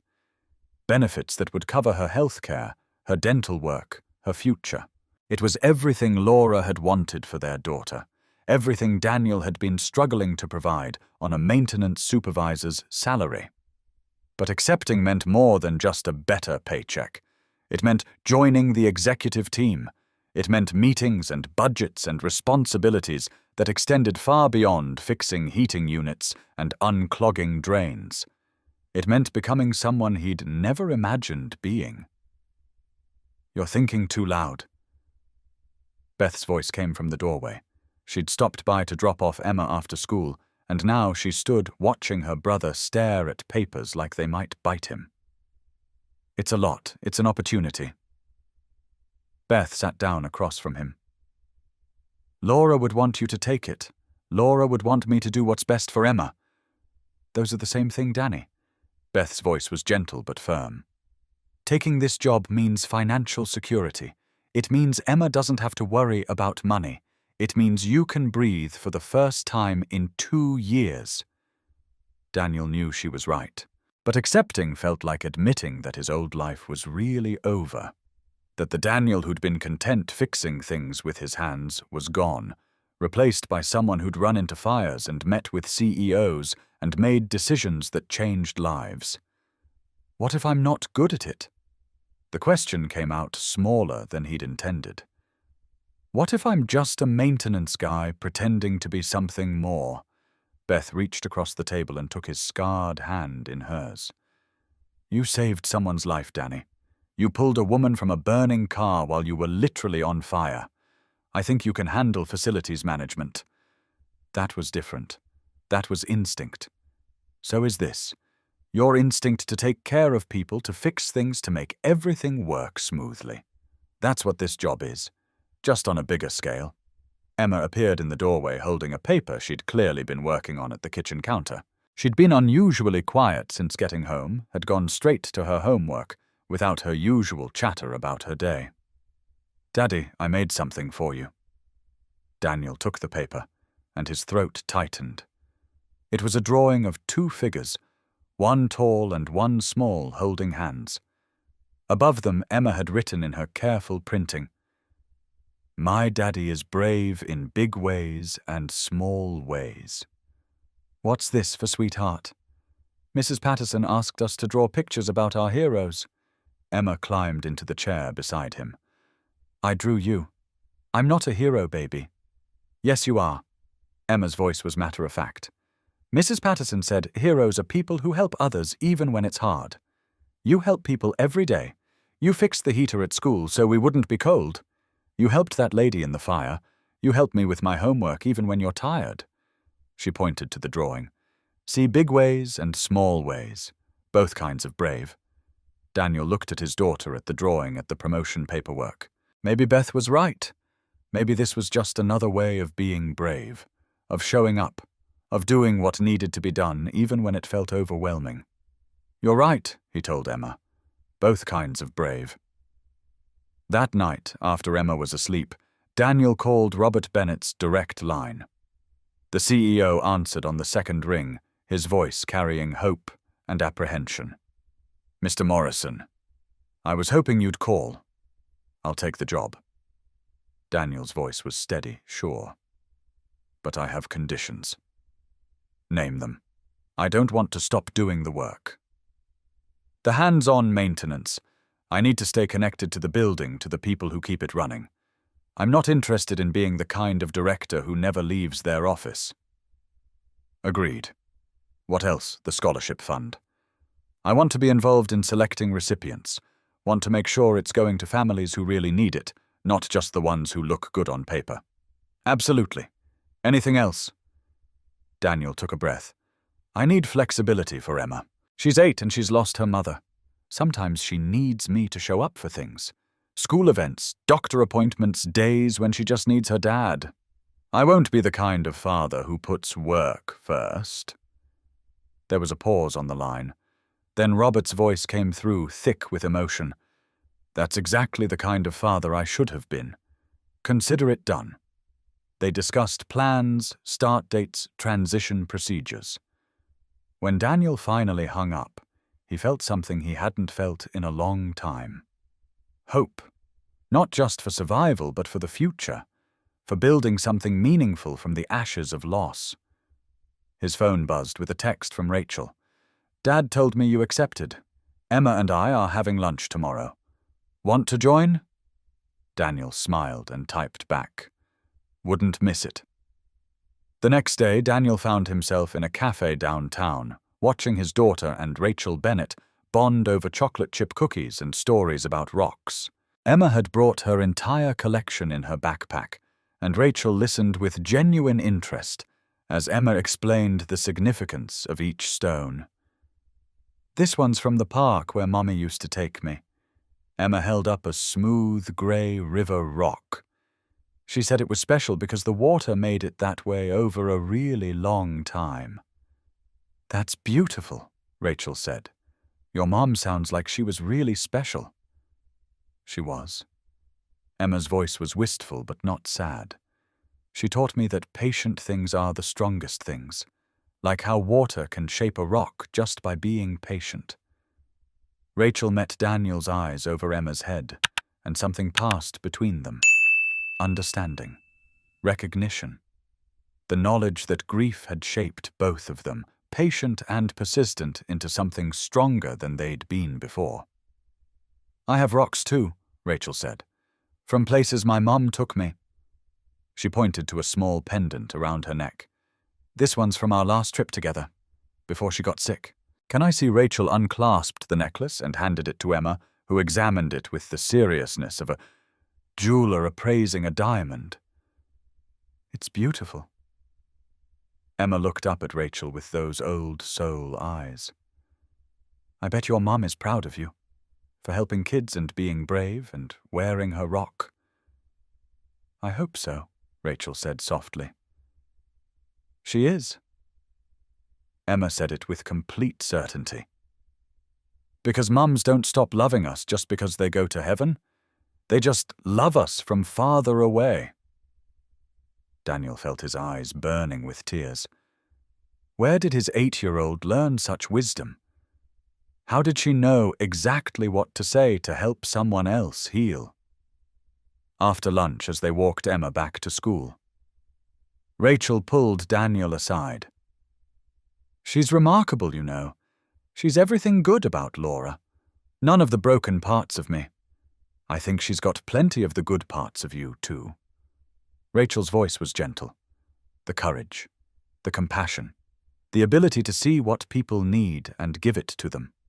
"She learns by example." "Exactly." Rachel smiled, "which is why I think she'd be perfect for what I wanted to propose.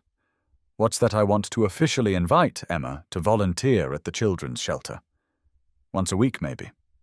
She's got this gift for connecting with kids, for understanding grief in a way that most adults never achieve. She's 8, and she's already lived through loss that would break some adults. That's not a bad thing, Daniel. It's given her empathy, wisdom, the ability to help others who are walking the same path." Daniel watched Emma skip ahead of them, her backpack bouncing with each step. The same rainbow backpack from that morning that felt like a lifetime ago. "Okay," he said. "But I come too, at least at first. I wouldn't have it any other way." As they reached the school, Emma turned and waved. Rachel waved back, and Daniel saw something in that exchange.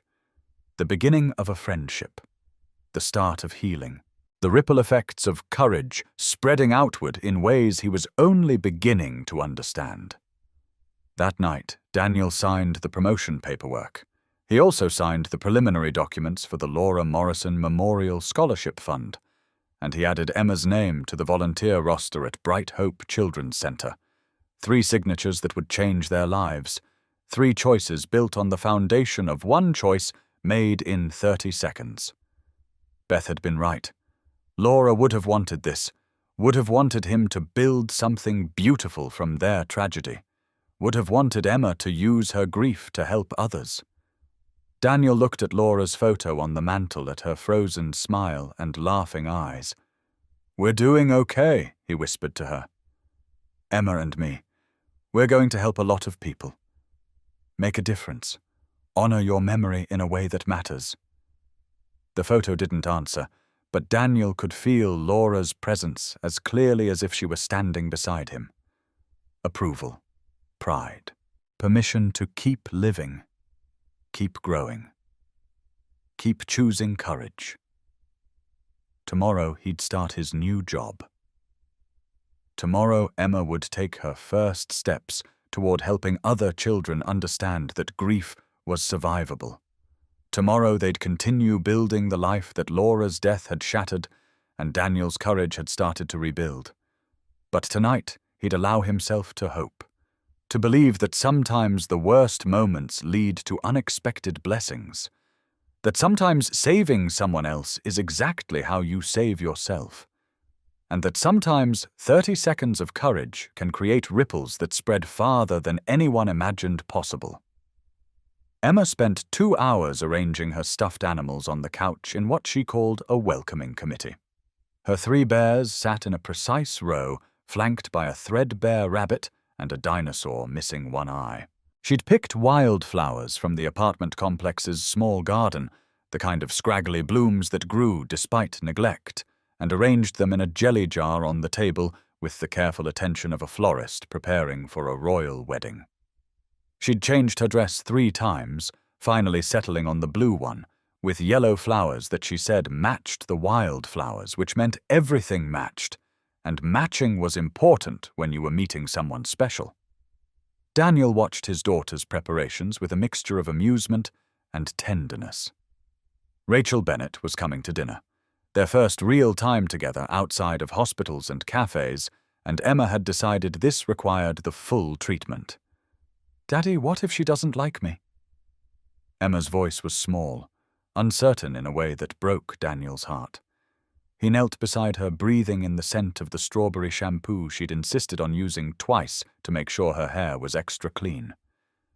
"Baby, she's going to love you. But what if she thinks I'm weird for saving rocks? Then she'd be wrong. And I don't think Rachel's the kind of person who thinks rocks are weird." The doorbell rang, and Emma froze. Then she was behind Daniel's legs, her small body pressed against him like she could disappear into his shadow. Daniel opened the door to find Rachel standing there, balancing on a cane, her left arm still in a cast. She held a paper bag in her good hand, and her smile was nervous in a way that made Daniel realize she was just as anxious about this dinner as Emma was. "Hi," Rachel said. "I brought supplies." She lifted the bag slightly. "I heard someone here likes to color." From behind Daniel's jeans, a small voice asked, "What kind of supplies?" Rachel's smile widened. "The good kind." She lowered herself carefully to sit on the floor right there in the doorway, not even waiting to be invited in. Daniel stepped aside, watching as Rachel pulled items from her bag.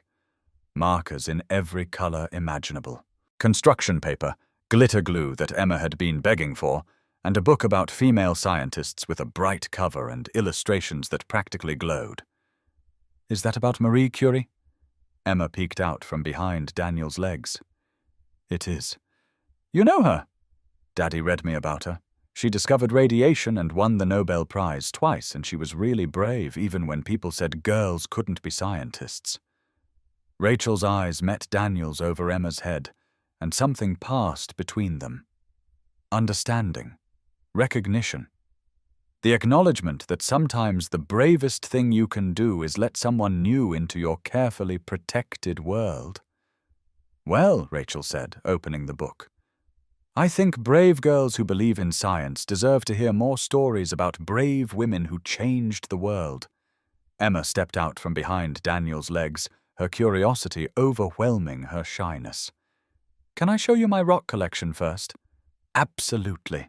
Daniel watched his daughter take this stranger's hand, this woman he'd pulled from fire and smoke and certain death, and led her into the small living room where Laura's pictures still hung on every wall.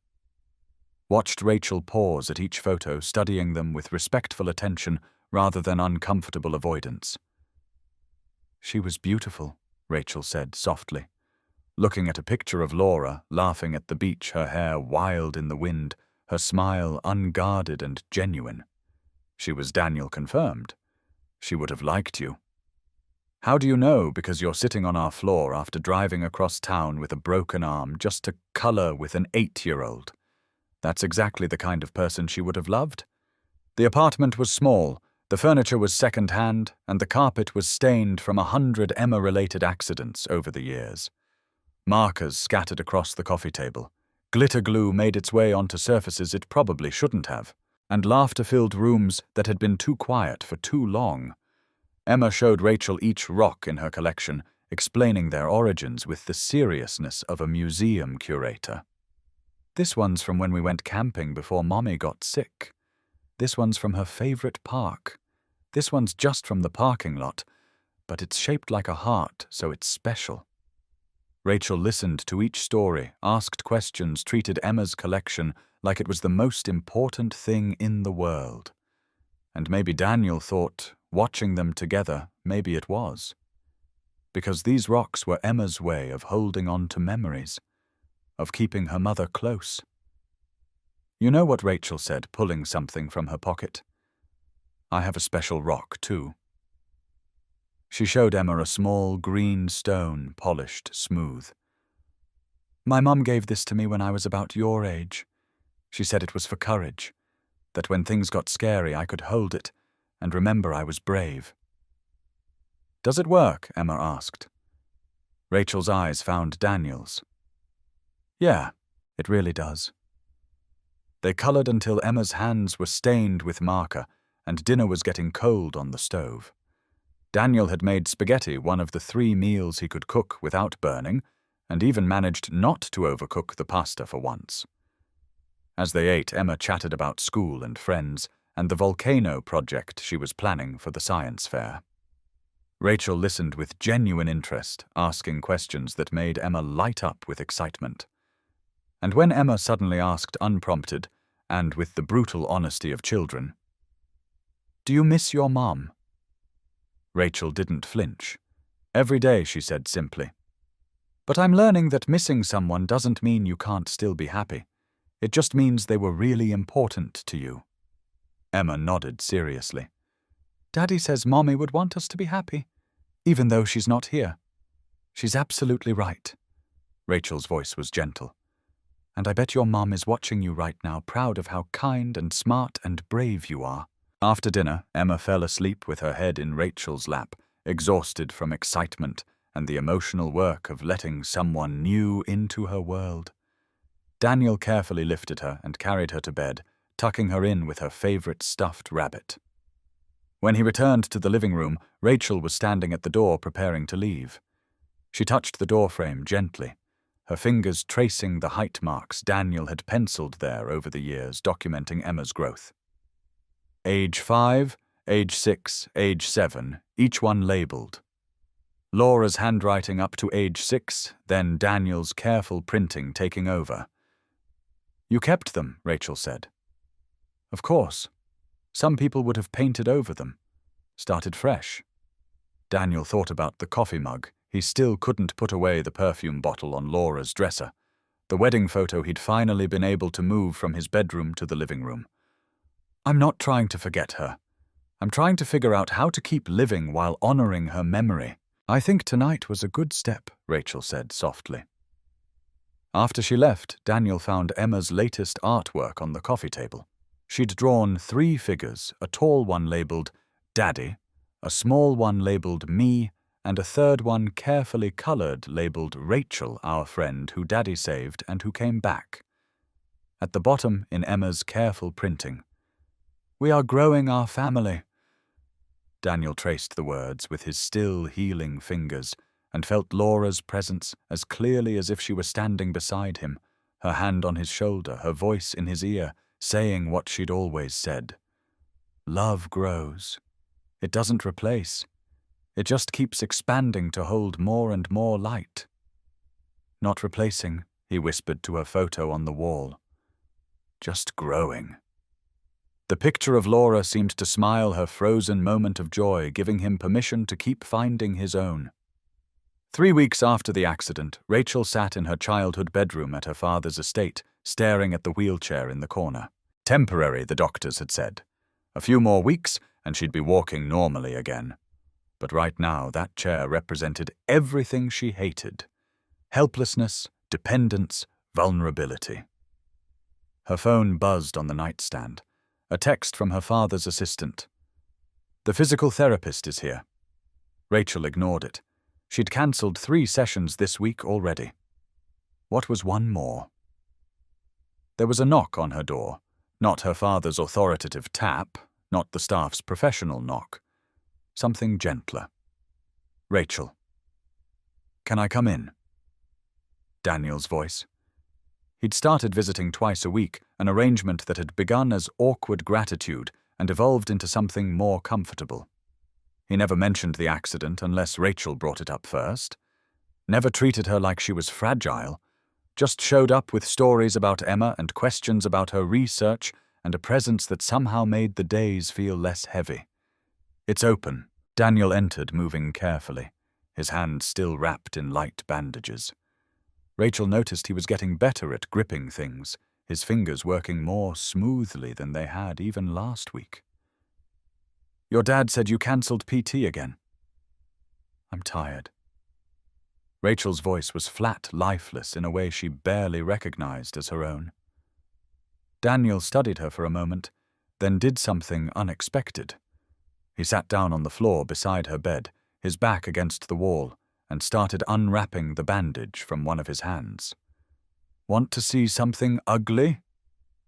Rachel hesitated, then looked. His palm was a map of scars, pink and white, and still healing. The skin looked tight, uncomfortable. 3 of his fingers bent at slightly wrong angles, like they'd been broken and reset, but hadn't quite remembered their original positions. "The therapist says I'll never play piano again," Daniel said conversationally. "Not that I could before, but you know, the option's gone now. Can't grip a wrench the same way either. Took me 20 minutes to button my shirt this morning. Had to get Emma to help me with my shoelaces yesterday, because my fingers just stopped working halfway through." "Why are you showing me this?" "Because you're sitting in here feeling sorry for yourself, and I need you to know that's okay." His voice was gentle but firm, carrying an authority earned through experience rather than position. "You almost died, Rachel.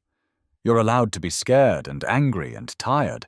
You're allowed to hide in your room and cancel PT and feel like the world is unfair." "I'm not scared." The words came out sharp, defensive. "I'm furious." Rachel's voice cracked. "I'm furious that I don't remember most of it. Furious that you have these scars because of me.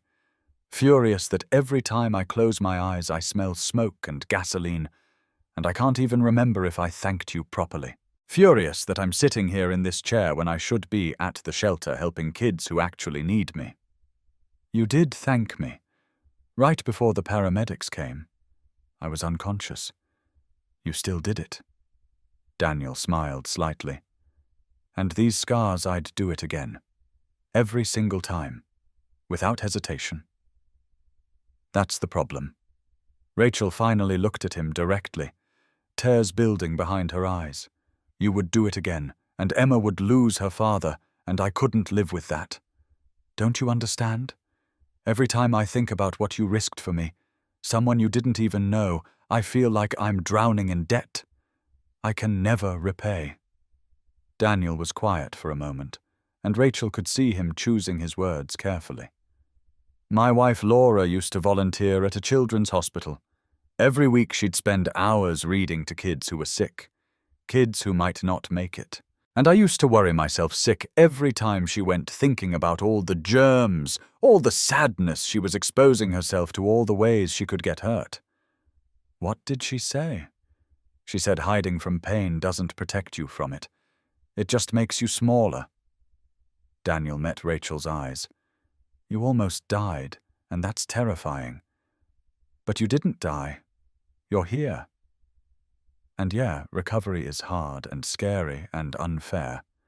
But hiding in this room isn't protecting you. It's just making your world smaller." Rachel felt tears spill over, hot and angry and sad all at once.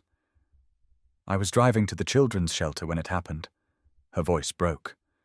"I had a trunk full of art supplies and books. I was going to read to a little girl named Sophia who just lost her mom to cancer. She's been waiting 3 weeks for me to come back, and I can't face her. I can't face any of them. Why not? Because what if they see me like this, weak and scared and broken? How can I tell them to be brave when I'm hiding in my bedroom like a child?" Daniel reached out, and after a moment, Rachel took his scarred hand in her good one. His palm was rough with healing tissue, warm with life. "Then you show them that broken people can still be brave, that scared people can still show up. That's the most important lesson you could teach them, Rachel. Not that you're perfect or fearless, but that you're human and you keep trying anyway." Rachel looked at their joined hands, at the visible proof of his courage, at the scars he'd earned saving her life. "Will you come with me when I'm ready to go back?" Daniel's expression softened. "Emma and I would love that." 3 days later, Rachel went to PT. It hurt. Her body protested every movement, every stretch, every exercise designed to rebuild strength she'd lost while lying in a hospital bed. But Daniel had been right about something making the world smaller didn't protect you. It just meant you had less space to heal. 2 weeks after that, Rachel stood outside Bright Hope Children's Center with Daniel and Emma beside her. She'd graduated from wheelchair to cane, though her left arm was still in a cast, and probably would be for another month.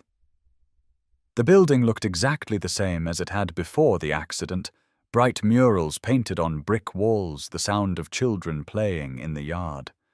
But Rachel felt completely different. "You okay?" Daniel's voice was quiet, just for her.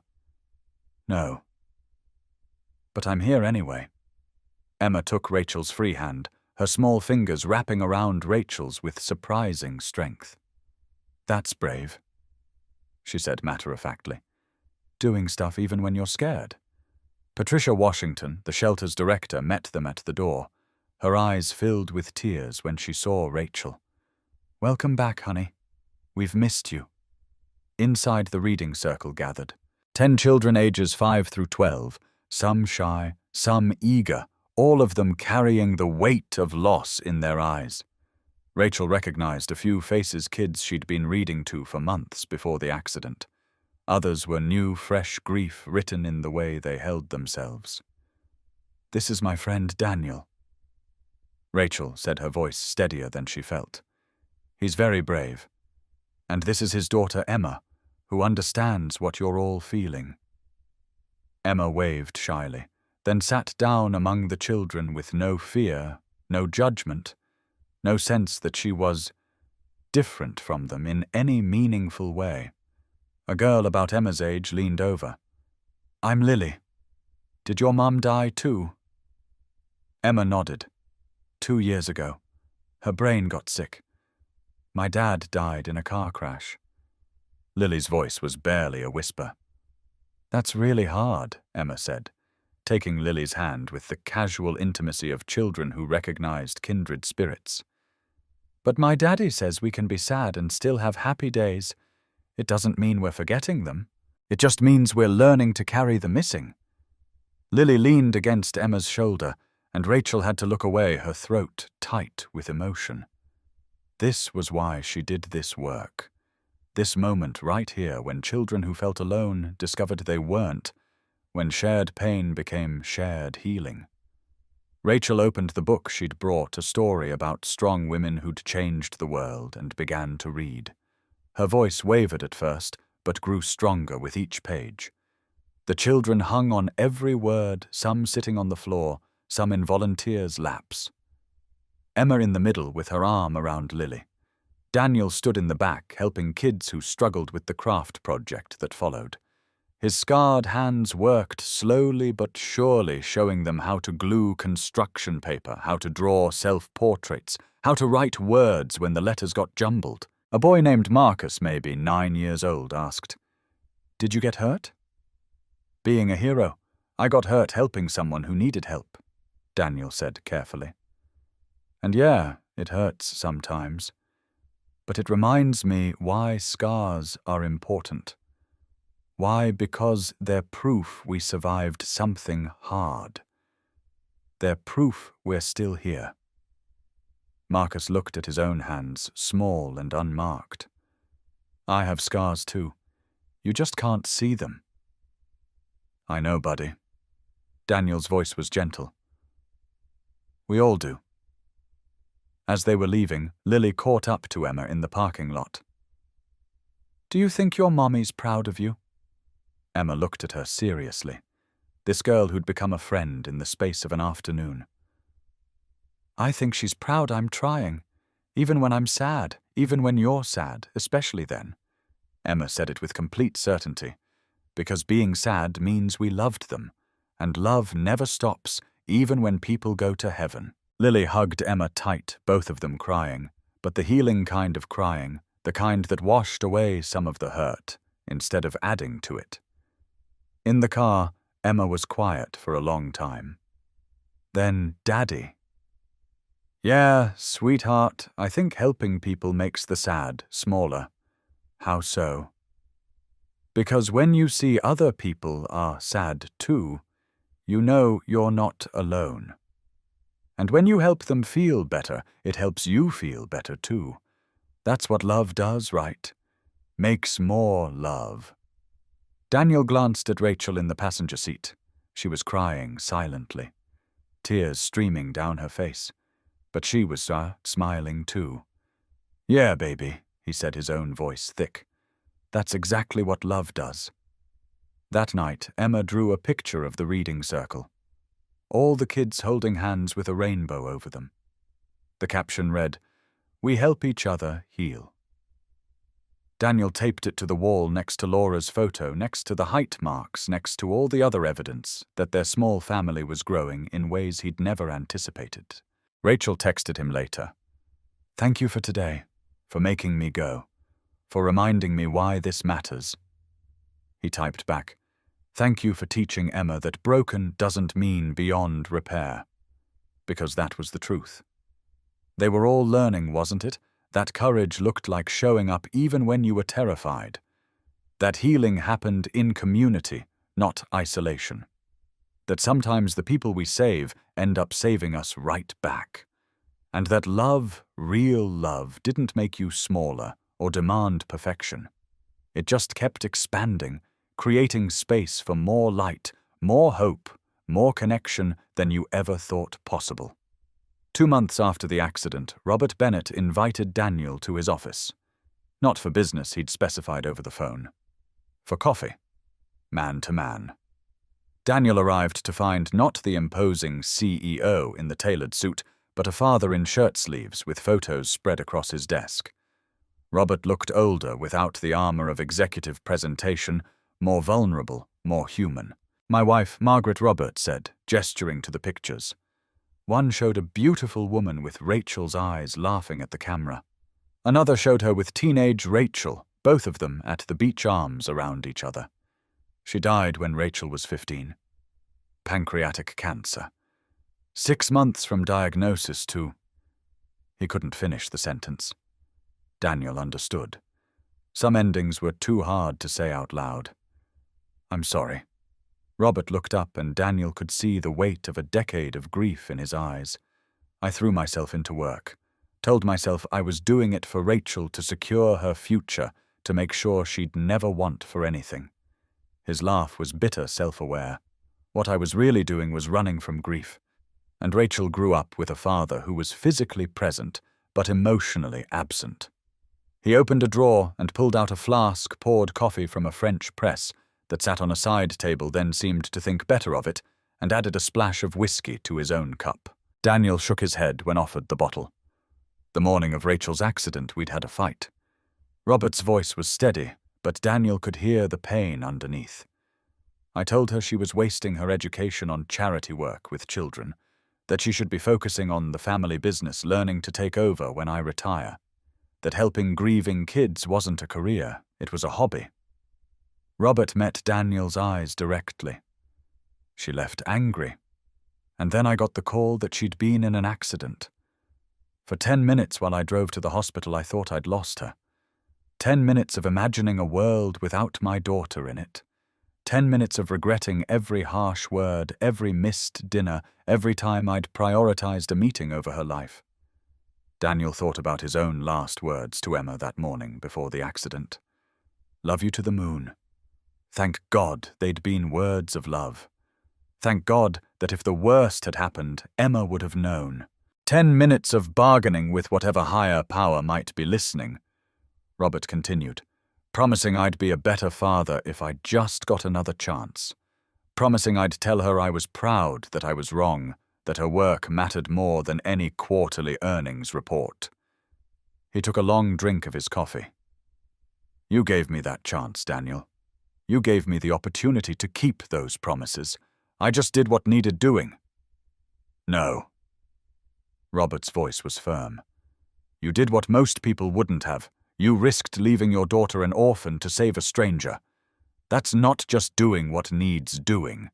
That's courage. That's the kind of sacrifice most people can't even imagine making. Daniel thought about Emma feeding him applesauce in the hospital, about her wise, beyond her years observation that both kinds of brave mattered. Maybe Robert was right. Maybe it had been extraordinary, but it had also been necessary. "Why are you telling me this?"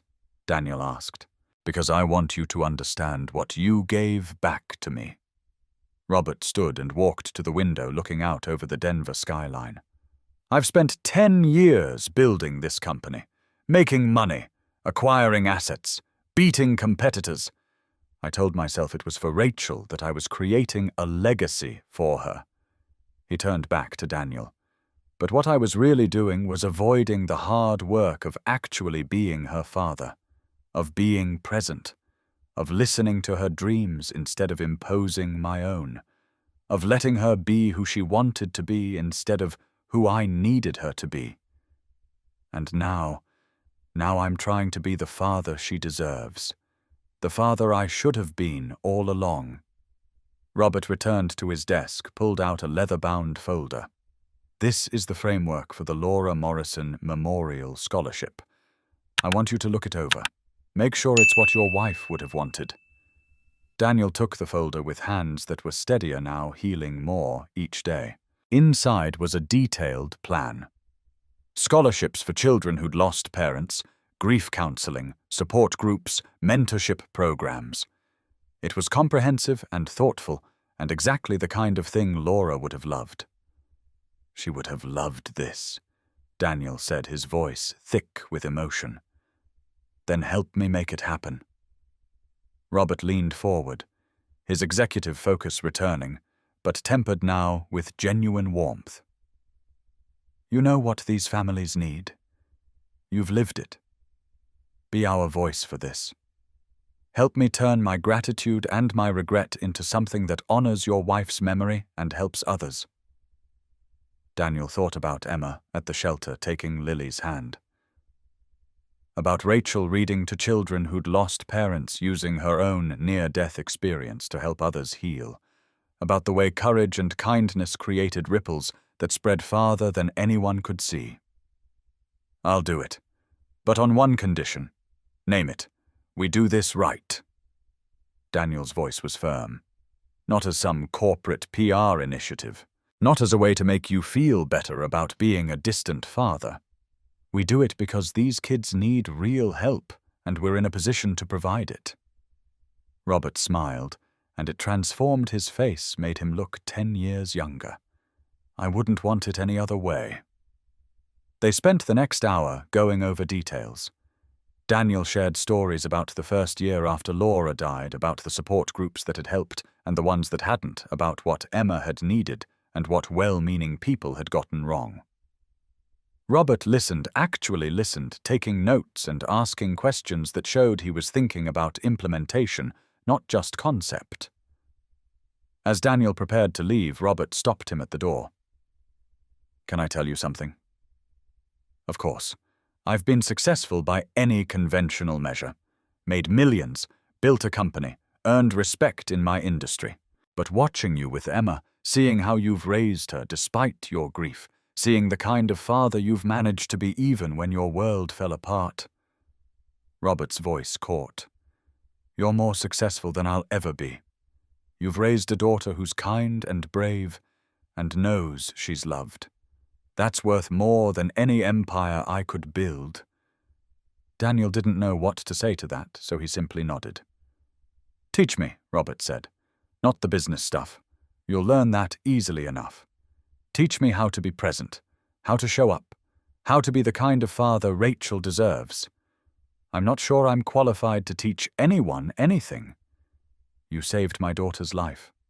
I think you're qualified to teach me how to actually be her father." As Daniel left the office, he thought about Robert's words, about success and failure, and how sometimes the things we think matter most are just distractions from the things that actually do. He texted Emma from the elevator. "Love you, sweetheart. Can't wait to see you after school." Her response came immediately. "Love you to the moon, Daddy. And back again." Simple words. a simple exchange. But it contained everything that mattered: love given and received, presents promised, and kept connection maintained despite the demands of the day. Robert Bennett could learn from that. Hell, Daniel was still learning from it himself. The work of being present, of showing up, of choosing connection over convenience, it never really ended. But it was the most important work any of them would ever do. And if Daniel could help Robert learn that lesson, could help repair the relationship between father and daughter that grief had damaged, well, that was just another ripple spreading outward from 30 seconds of courage on a rain-slicked highway. Another way that saving one life had somehow started saving many. 3 months after the accident, Daniel found himself driving toward Bright Hope Children's Center, with Emma bouncing excitedly in the back seat and Rachel fidgeting nervously in the passenger seat. This wasn't their first visit. Rachel had returned several times since that initial emotional homecoming, but it was the first time Emma would be officially volunteering rather than just accompanying her father. Rachel, what are the kids like? Emma leaned forward against her seatbelt, her face bright with anticipation. They're brave, Rachel said, turning in her seat to look at Emma. Like you.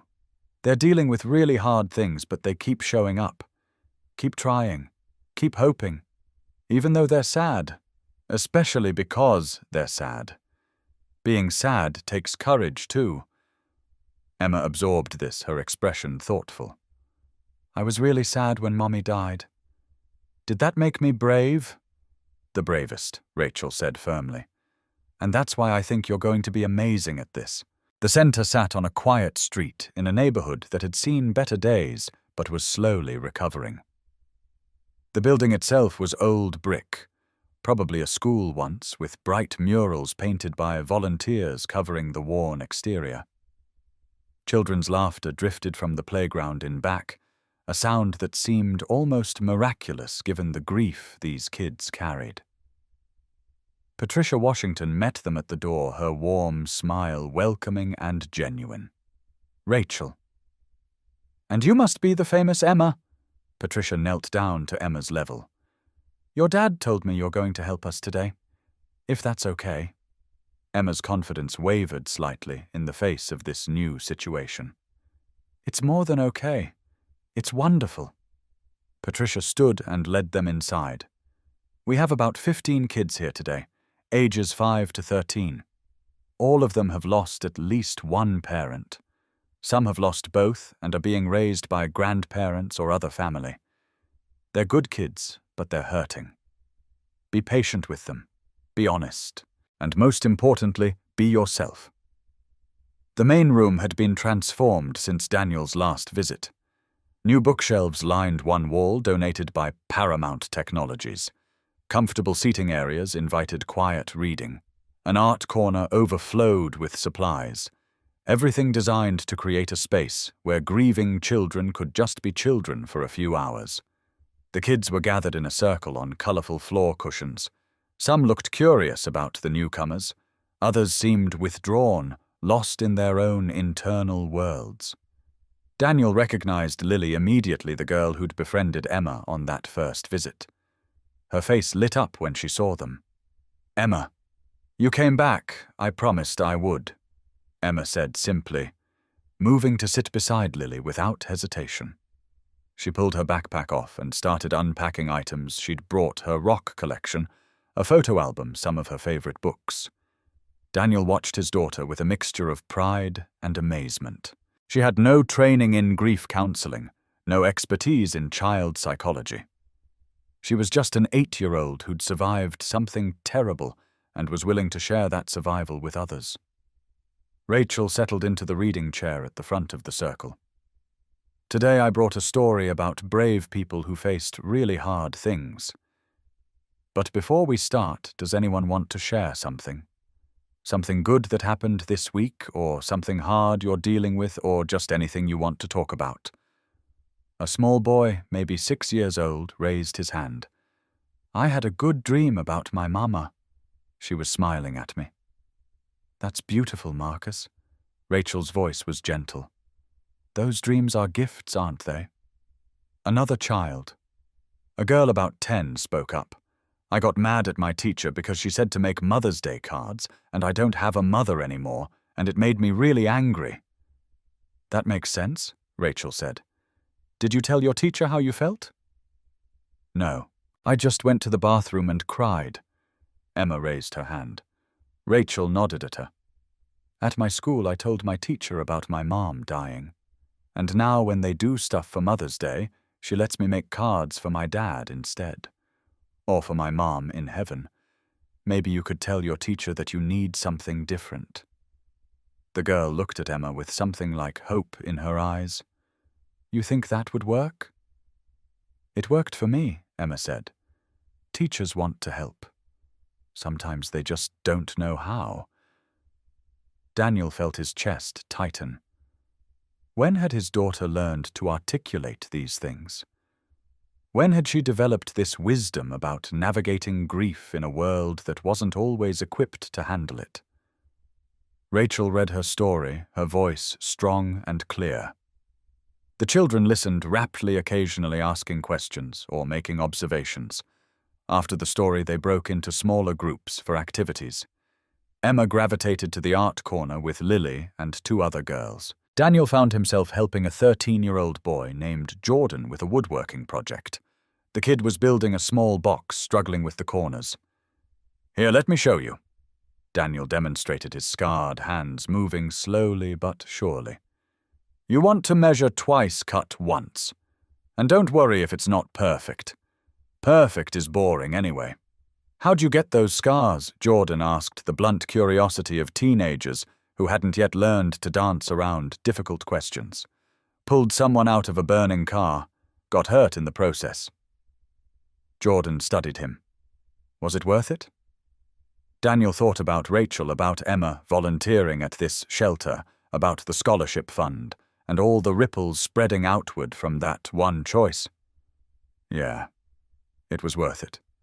Even though you got hurt, especially because I got hurt.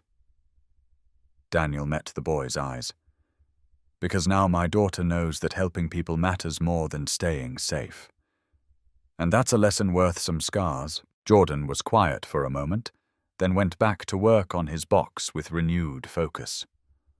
Across the room, Emma and Lily were deep in conversation, their heads bent together over a shared piece of paper. Daniel couldn't hear what they were saying, but he could see Emma's hand taking Lily's, could see the way both girls leaned into each other, finding comfort in shared experience. Later, Patricia pulled Daniel aside. That daughter of yours is something special. She gets it from her mother. She gets it from both of you, Patricia corrected gently. Do you know what she did today? What? There's a boy here, Tommy, who hasn't spoken since his father died 3 months ago. Completely nonverbal. His therapist thinks it's selective mutism triggered by trauma. Emma sat down next to him during art time and just started talking. About rocks. About her mother. About being sad.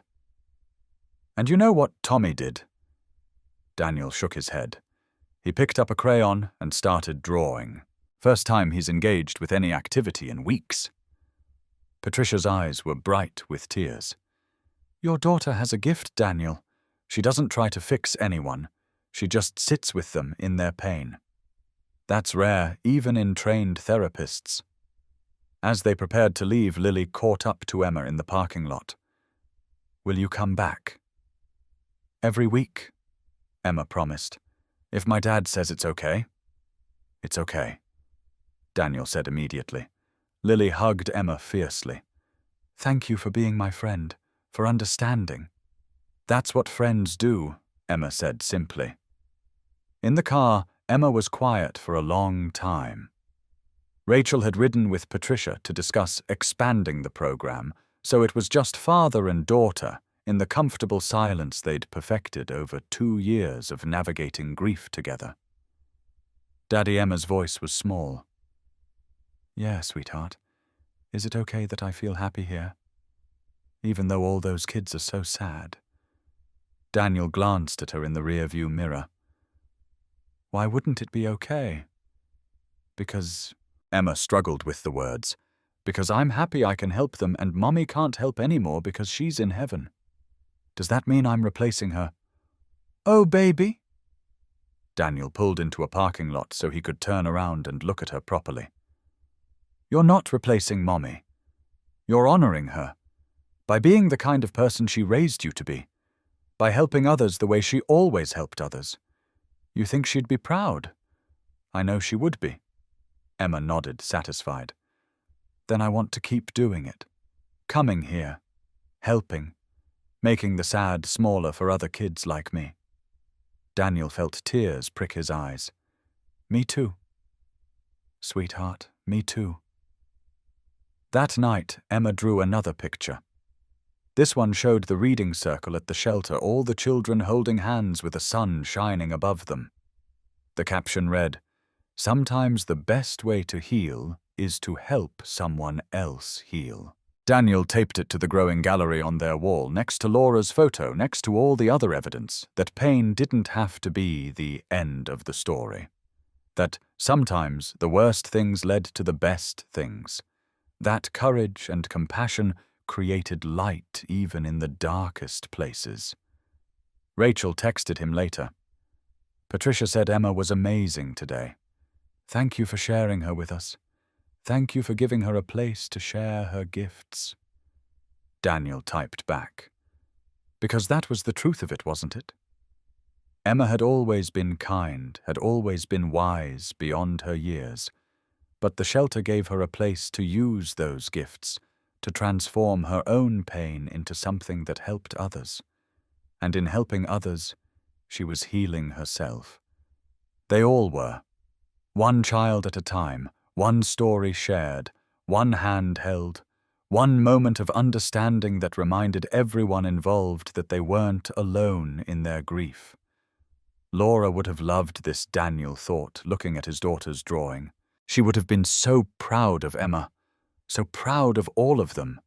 And maybe wherever she was watching, seeing the ripples spread, seeing love multiply, seeing her daughter grow into someone who understood that the best response to pain was compassion.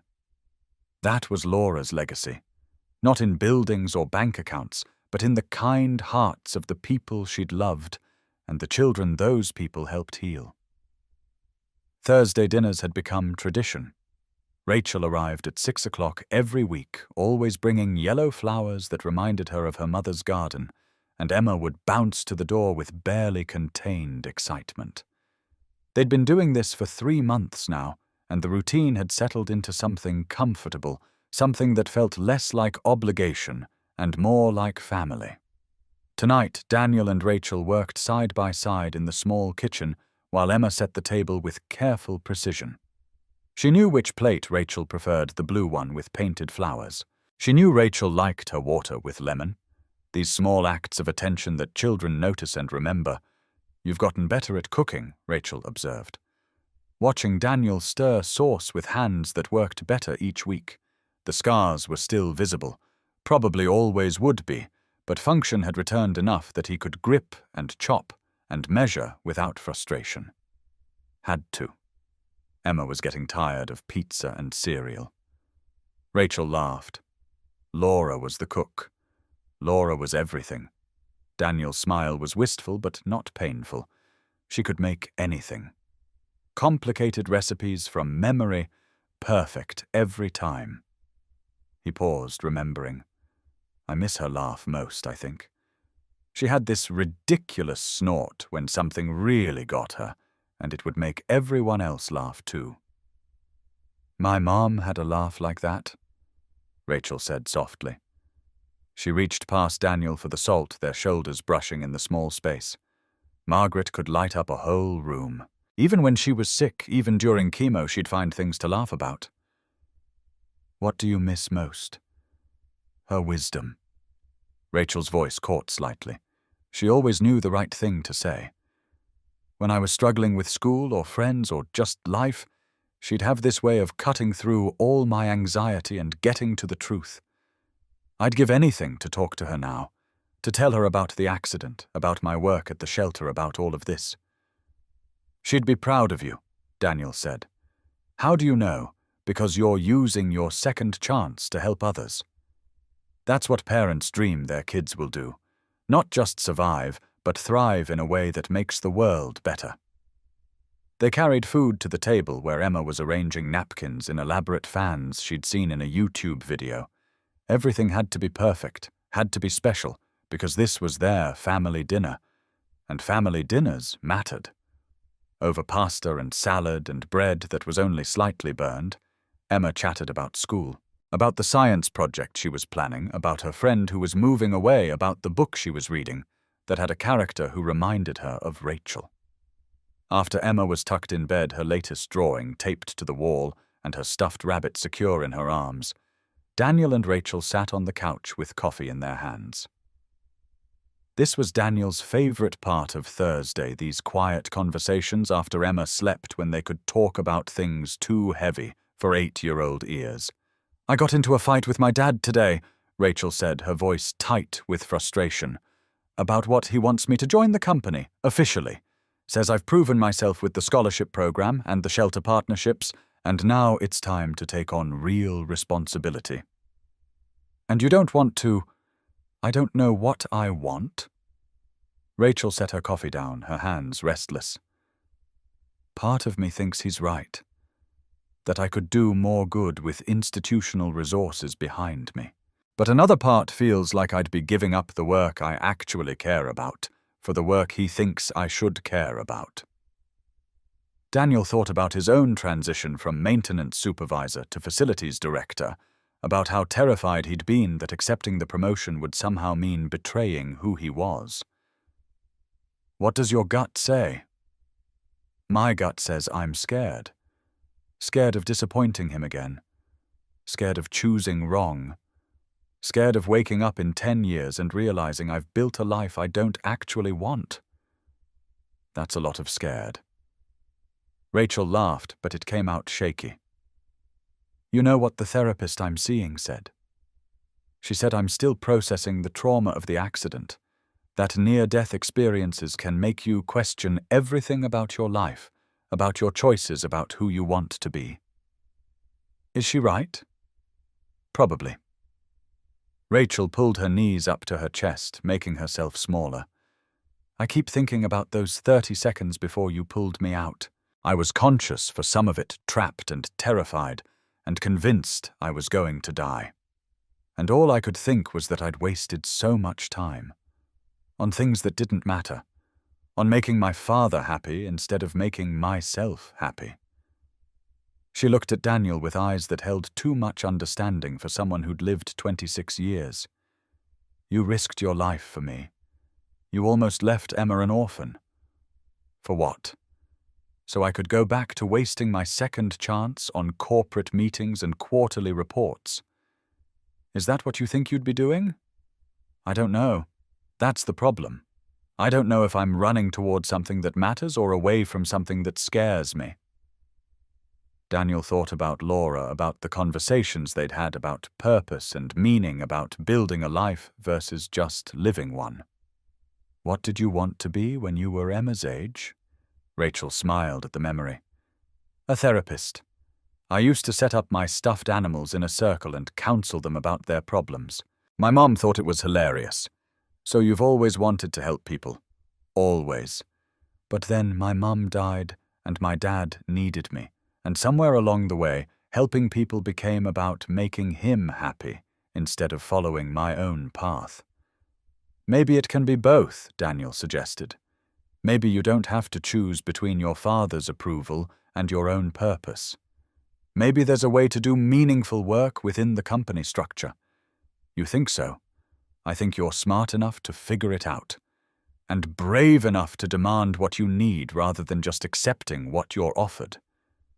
Rachel was quiet for a long moment. Then, "How did you know that helping me was the right choice? Even though it meant risking Emma's future?" "I didn't know." Daniel's honesty felt important. "I just knew I couldn't live with myself if I drove past. Couldn't look Emma in the eye and tell her to be brave if I wasn't willing to be brave myself. Even if being brave meant she might lose you. Even then. Because teaching her to choose right over easy seemed more important than teaching her to choose safety over conscience. Rachel's eyes filled with tears. You gave me my life back, and I'm still trying to figure out what to do with it. You're doing it, Daniel said firmly.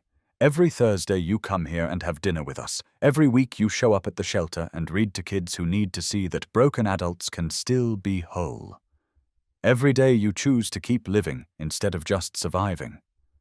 That's what you do with a second chance. You live it. They sat in comfortable silence, the kind that only develops between people who've earned each other's trust. Daniel thought about how strange it was, this friendship that had grown from trauma. How Rachel had gone from stranger to family in the space of a few months. Can I tell you something?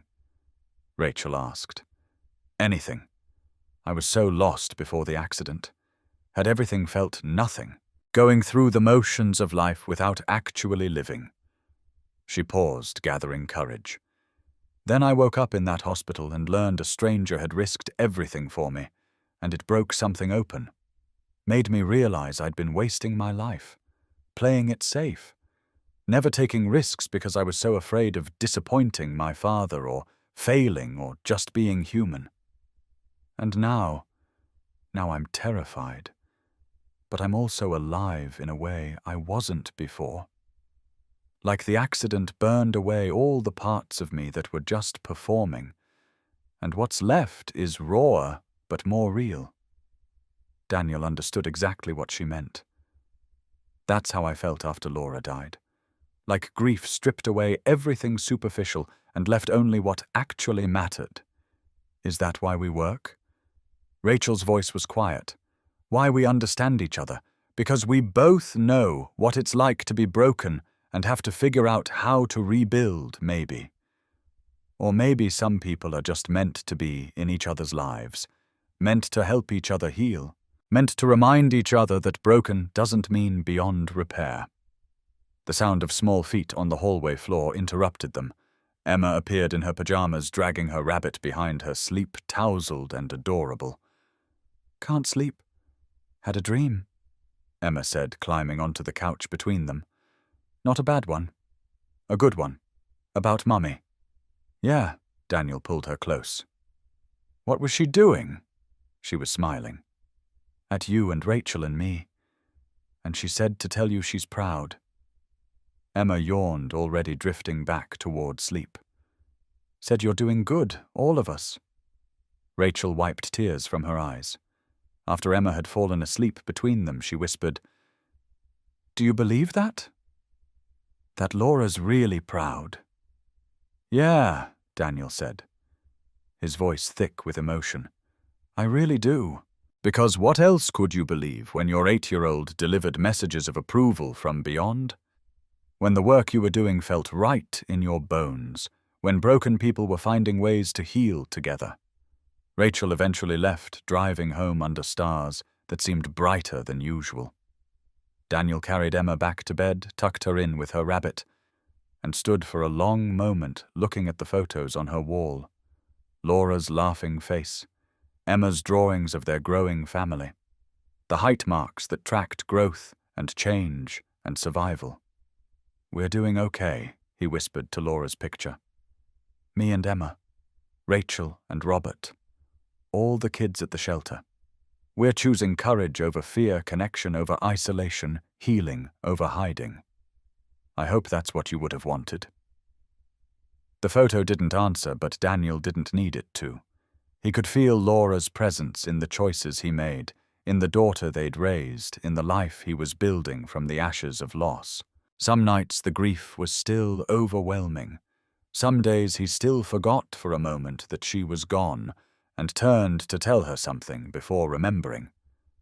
But those moments were getting farther apart, replaced by gratitude for the time they'd had, and hope for the time that lay ahead. Love doesn't replace love, he'd learned. It just keeps expanding, creating space for more light, more connection, more reasons to choose courage, even when fear feels safer. And that was Laura's real legacy. Not in photographs or memories, but in the continuing choice to love deeply, despite knowing how much loss could hurt. To show up even when hiding felt easier, to be brave in both big ways and small. One Thursday dinner at a time. One child helped at the shelter. One conversation that healed instead of harmed. One day at a time, they were all learning how to live again instead of just survive. And sometimes Daniel thought, as he finally climbed into bed, sometimes that was enough. Emma turned 9 on a Saturday morning in September, exactly 2 years and 3 months after Laura died. It was the first birthday Daniel didn't dread, the first one, where joy outweighed grief, and he chose to see that as progress rather than betrayal. The apartment smelled like chocolate and vanilla, evidence of Daniel's attempt at making a homemade cake. It was lopsided, and the frosting was melting slightly, but Emma had specifically requested that Daddy make the cake, not buy one, so here it was, imperfect and made with love. Rachel arrived at 8 in the morning with her arms full of balloons and wrapped presents and a bakery box that probably contained something that would put Daniel's cake to shame, but she'd been thoughtful enough to bring it in an unmarked box so Emma wouldn't know. "You remembered," Emma squealed, launching herself at Rachel for a hug. "Remembered what you said you'd come early to help Daddy not burn breakfast. Someone has to supervise." Rachel grinned at Daniel over Emma's head. "Can't trust him alone in the kitchen on special occasions." "I can hear you," Daniel said, but he was smiling. The kitchen had become crowded in the best way, 3 of them moving around each other with the practiced ease of people who'd done this dance before. Emma directed operations with the seriousness of a general commanding troops. "Rachel, you mix the batter. Daddy, you can watch and hand us things. But don't cook. You love me, but you burn everything." "This is my kitchen," Daniel protested without heat. "And Rachel and I are saving it from your cooking." Emma's logic was unassailable. They made chocolate chip pancakes shaped like stars because Rachel had brought a star-shaped cookie cutter, and Emma declared it perfect. Only slightly burnt around the edges, which Daniel took as a personal victory. Guests started arriving at 11. Beth and her kids. Tom Reynolds from work, who'd brought a toy tool set with a card that said, "So you can fix things like your dad." Patricia from the shelter with Lily. And Robert Bennett, who stood awkwardly by the doorway like he wasn't sure he belonged at a child's birthday party. Emma noticed him immediately and crossed the room to take his hand. "Hi, Mr. Bennett. Want to see my rock collection?" Robert looked startled, then pleased. "I would love to see your rock collection." She led him to her room, this CEO who commanded boardrooms and negotiated million-dollar deals, and showed him rocks she'd collected from parking lots and parks and beaches, told him the story of each one with the seriousness they deserved. "This one's from the park where Mommy used to take me. This one's from the beach last summer with Daddy. This one Rachel gave me. She says it's for courage." Robert picked up the courage stone, turning it over in his hand. "Rachel told me about you. Said you're very brave. Well, I learned from the best." Emma pointed to Laura's photo on her nightstand. "That's my mummy. And that's my daddy. And now I have Rachel too, so I'm learning from 3 best people." "You're very lucky." "I know," Emma said simply. "Then, are you lonely?" "Mr. Bennett?" The question caught Robert off guard. "Why do you ask?" "Because sometimes you look sad, like you're missing someone." "Is it Rachel's mom?" Robert's eyes filled with tears. "Yes, I miss her very much." "Me too." Emma's voice was matter-of-fact. "I miss my mum every day, but Daddy says missing someone means they were really important, and that's okay. Your daddy's a wise man." "The wisest." Emma smiled. "Want to come see my cake? Daddy made it, and it's kind of crooked, but he tried really hard." Robert followed her back to the party, and Daniel noticed his eyes were red, but his smile was genuine. Whatever Emma had said to him in those few minutes alone had cracked something open. The cake ritual came with 9 candles and wildly off-key singing. Emma closed her eyes tight, made her wish, and blew out all the candles in one breath. Lily asked what she'd wished for. Can't tell, or it won't come true. But I can say I'm really happy. The living room became organized chaos as Emma opened presents. Beth had brought art supplies, more markers and sketch pads, and the fancy-colored pencils Emma had been coveting. Tom's tool set was a hit. Patricia gave her a journal for writing feelings. Lily presented a friendship bracelet she'd made herself, all colorful threads braided together. Robert hesitated before presenting his gift. It was a small box, carefully wrapped. Emma opened it to find a silver locket on a delicate chain. "Oh," the word came out breathless. "It's beautiful." "It was my daughter's when she was your age," Robert said quietly. "You can put pictures inside, of people you love." Emma threw her arms around his legs in a hug that nearly knocked him over. "Thank you, Mr. Bennett. Can you help me put pictures in it?" They sat on the couch together. This powerful CEO and a 9-year-old girl carefully selecting which photos would fit in the tiny locket. One side got Laura's smiling face. The other side got Daniel. "Now they're both close to my heart," Emma explained, snapping the locket shut with satisfaction. Daniel watched Robert's face transform, watched years of emotional distance begin to crack under the force of a child's uncomplicated affection. When Robert looked up, his eyes met Daniel's across the room, and Daniel saw gratitude and understanding and something like peace. Rachel's gift came last. Another book, but this one was blank. Empty pages. Emma asked, puzzled. "It's for us to write our story," Rachel explained. "Every week at the shelter we can write about the kids we help, the things we learn. So someday you can look back and remember how strong you were, how much you helped others." Emma hugged the book to her chest. Best present ever. After the party wound down and most guests had left, Daniel found himself standing in the kitchen with Rachel and Robert watching through the doorway as Emma showed Lily her new locket. "She's remarkable," Robert said quietly. "Your daughter. She gets it from Laura. She gets it from both of you," Rachel corrected. "She's learned compassion from watching you be compassionate, learned courage from watching you be brave, learned that helping others matters more than staying safe." Robert cleared his throat, emotion thick in his voice. "I wanted to thank you, Daniel, for today, for letting me be part of this. I haven't been to a child's birthday party since Rachel was 12. I'd forgotten what it felt like." "You're welcome here any time," Daniel said, and meant it. After Robert left, after Beth had taken her tired kids home, after Lily's grandmother had picked her up, it was just Daniel, Emma and Rachel sitting among the wrapping paper and empty cake plates and evidence of a day well celebrated. "Best birthday ever?" Daniel asked Emma. "Best birthday since Mommy was alive," Emma said honestly. "Then is it okay that I'm happy? Even though Mommy's not here?" Rachel knelt down to Emma's level. "Can I tell you something your dad told me once?" Emma nodded. "Being happy doesn't mean you've forgotten someone. It means they loved you enough to want you to be happy even when they're gone. Your mom wouldn't want you to stop celebrating. She'd want you to have the best birthday ever every year because she loved you that much. You think so. I know so."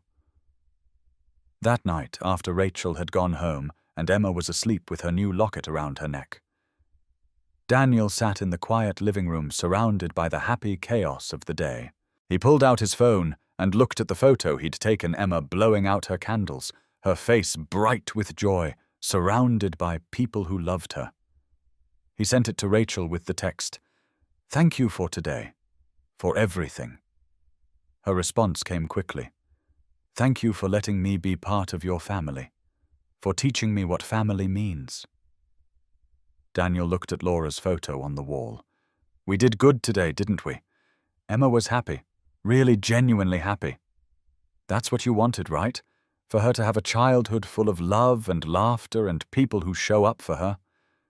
The photo smiled back, frozen in a moment of joy that Daniel was learning to honor by creating new moments of joy. Laura would have loved today, would have loved Rachel's friendship, would have loved seeing Emma surrounded by chosen family and biological family and all the people who'd come together around one broken man's choice to stop instead of drive past. Love grows, Daniel thought. That's what Laura used to say. Love doesn't divide or diminish. It just keeps growing, creating space for more and more light. And in the expanding space of their lives, there was room now for Rachel's friendship, for Robert's awkward attempts at being present for the children at the shelter, who Emma helped heal, for the scholarship recipients, who carried Laura's name into their futures. Room for grief and joy to coexist. For memory and new experience to live side by side. For the past to be honored while the future unfolded. Emma's 9th birthday had been a celebration not just of her life, but of all their lives. Of survival and growth, and the courage to keep choosing love, even when loss had taught them how much love could hurt. And that Daniel thought as he finally headed to bed was the best gift he could give his daughter. Not protection from pain, but the knowledge that pain was survivable, that joy was possible even after tragedy. That family wasn't just the people you were born to, but the people who showed up when it mattered. Emma had learned those lessons well, and in teaching her, Daniel had learned them himself. 6 months after the accident, Robert Bennett appeared at Daniel's office, which was still strange to say. Daniel's office.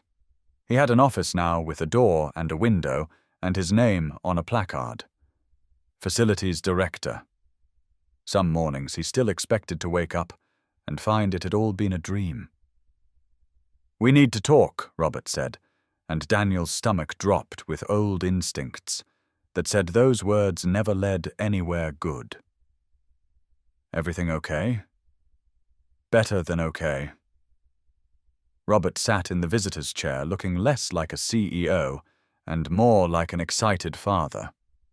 "I want to give you something at the annual gala. You've already given me too much." "This is different." Robert leaned forward. "We're establishing a new award, the Paramount Courage Award for extraordinary acts of bravery in service to others. The first recipient will be you." Daniel's mouth went dry. "Mr. Bennett, I can't. I didn't do it for recognition." "I know." Rachel's voice came from the doorway where she'd appeared, with perfect timing. "That's exactly why you should accept." She came into the office, moving without her cane, now the cast finally off her arm. "You need to understand something, Daniel. It's not about you. It's about showing other people that ordinary individuals can do extraordinary things. That courage isn't about being fearless. It's about being afraid and doing the right thing anyway." "I have to give a speech." Daniel felt panic rising. "In front of 500 people, I fix heating units. I don't give speeches. You'll do fine." Rachel smiled. "I'll help you write it. And Emma can come.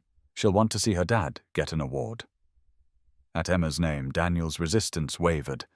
She would want to be there, would probably talk about it for weeks, would wear her best dress and sit in the front row, bursting with pride. "Okay," he heard himself say. "Okay, I'll do it." Over the next week, Daniel and Rachel sat together, crafting his speech. Emma helped by drawing pictures of her daddy on stage and making sure they remembered to include the important parts of the story. "You have to tell them about thinking of me in the fire," Emma insisted. "About how love made you brave. That's the best part."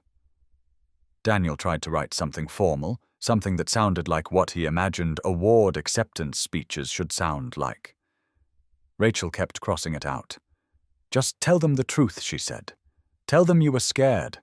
Tell them you thought about Emma. Tell them you made a choice between safety and doing what was right." That's the story people need to hear. The tuxedo fitting was an experience Daniel never wanted to repeat. The formal wear shop had mirrors everywhere reflecting back a man Daniel barely recognized. He looked like someone playing dress-up an imposter in expensive clothes. "You look like James Bond," Emma declared, circling him with critical eyes. "James Bond doesn't fix HVAC units," Daniel muttered. "Maybe he should," Emma said with perfect 9-year-old logic, making Daniel laugh despite his discomfort. Rachel insisted Emma needed a dress too, for such an important night. They found one in blue with sparkles that made Emma twirl in front of the changing room mirror. "Daddy, do I look fancy?" "You look beautiful, just like your mom." Emma stopped mid-twirl, her expression serious. "Like Mommy." Daniel knelt down, his throat tight. "Just like her. She would have loved this dress on you. I wish she could see us." Emma's voice was small. "Wish she could be there when you get your award." "She'll be there, sweetheart. She's always watching." The night before the gala, Daniel couldn't sleep. He paced the apartment rehearsing his speech for the 100th time, each word feeling inadequate to capture what had happened that day on Highway 36. Rachel showed up at 11 with coffee and determination. She'd stayed over to help Emma get ready in the morning, but she found Daniel on the couch, his speech notes scattered around him, his face tight with anxiety. "Can't sleep, terrified." Of the gala, of standing on a stage pretending I'm something special, of people thinking I'm a hero when I just did what needed doing. Rachel sat beside him, picking up his note cards. "Can I tell you something? What before the accident, I was lost. Had everything money could buy, but I felt empty, going through motions of life without actually living. I did charity work to fill the void, but my heart wasn't really in it, I was just existing." She turned to face him. "Then I woke up in that hospital and learned a stranger had risked everything to save my life. And it changed me, made me realize I wasn't living. I was just surviving, that I'd been wasting my one precious life on things that didn't matter." Rachel took his scarred hand in hers. "You didn't just save my life that day. You taught me how to actually live it, how to show up, how to be present, how to choose courage over comfort. That's not nothing, Daniel. That's everything. You give me too much credit. No, you don't take enough." Rachel's voice was firm. "You're raising a daughter alone while working full-time. You write her love notes every day. You volunteer at a shelter. You started a scholarship fund in your wife's memory. You're not just a hero for 30 seconds on a highway. You're a hero every single day." They sat in the comfortable silence of friendship that had grown from trauma into something deeper, something that felt like family. "Rachel, yeah, thank you for being here. For Emma, for me, for making this all feel less scary. Always." The morning of the gala arrived with autumn sunshine and Emma's boundless excitement. She'd woken at dawn, too keyed up to sleep, and had been bouncing around the apartment ever since. Rachel helped Emma with her hair, braiding it with flowers woven through because Emma had seen it in a video and declared it perfect. Daniel watched them together, this woman who'd become like family and his daughter who'd learned to trust again and felt overwhelming gratitude. "You nervous, Daddy?" Emma asked as Rachel finished the braid. Terrified. "That's okay." Emma climbed into his lap with 9-year-old grace. "Remember what we practiced. Speak from the heart. Tell them about love and bravery. And don't forget to breathe. When did you become the parent I've been practicing?"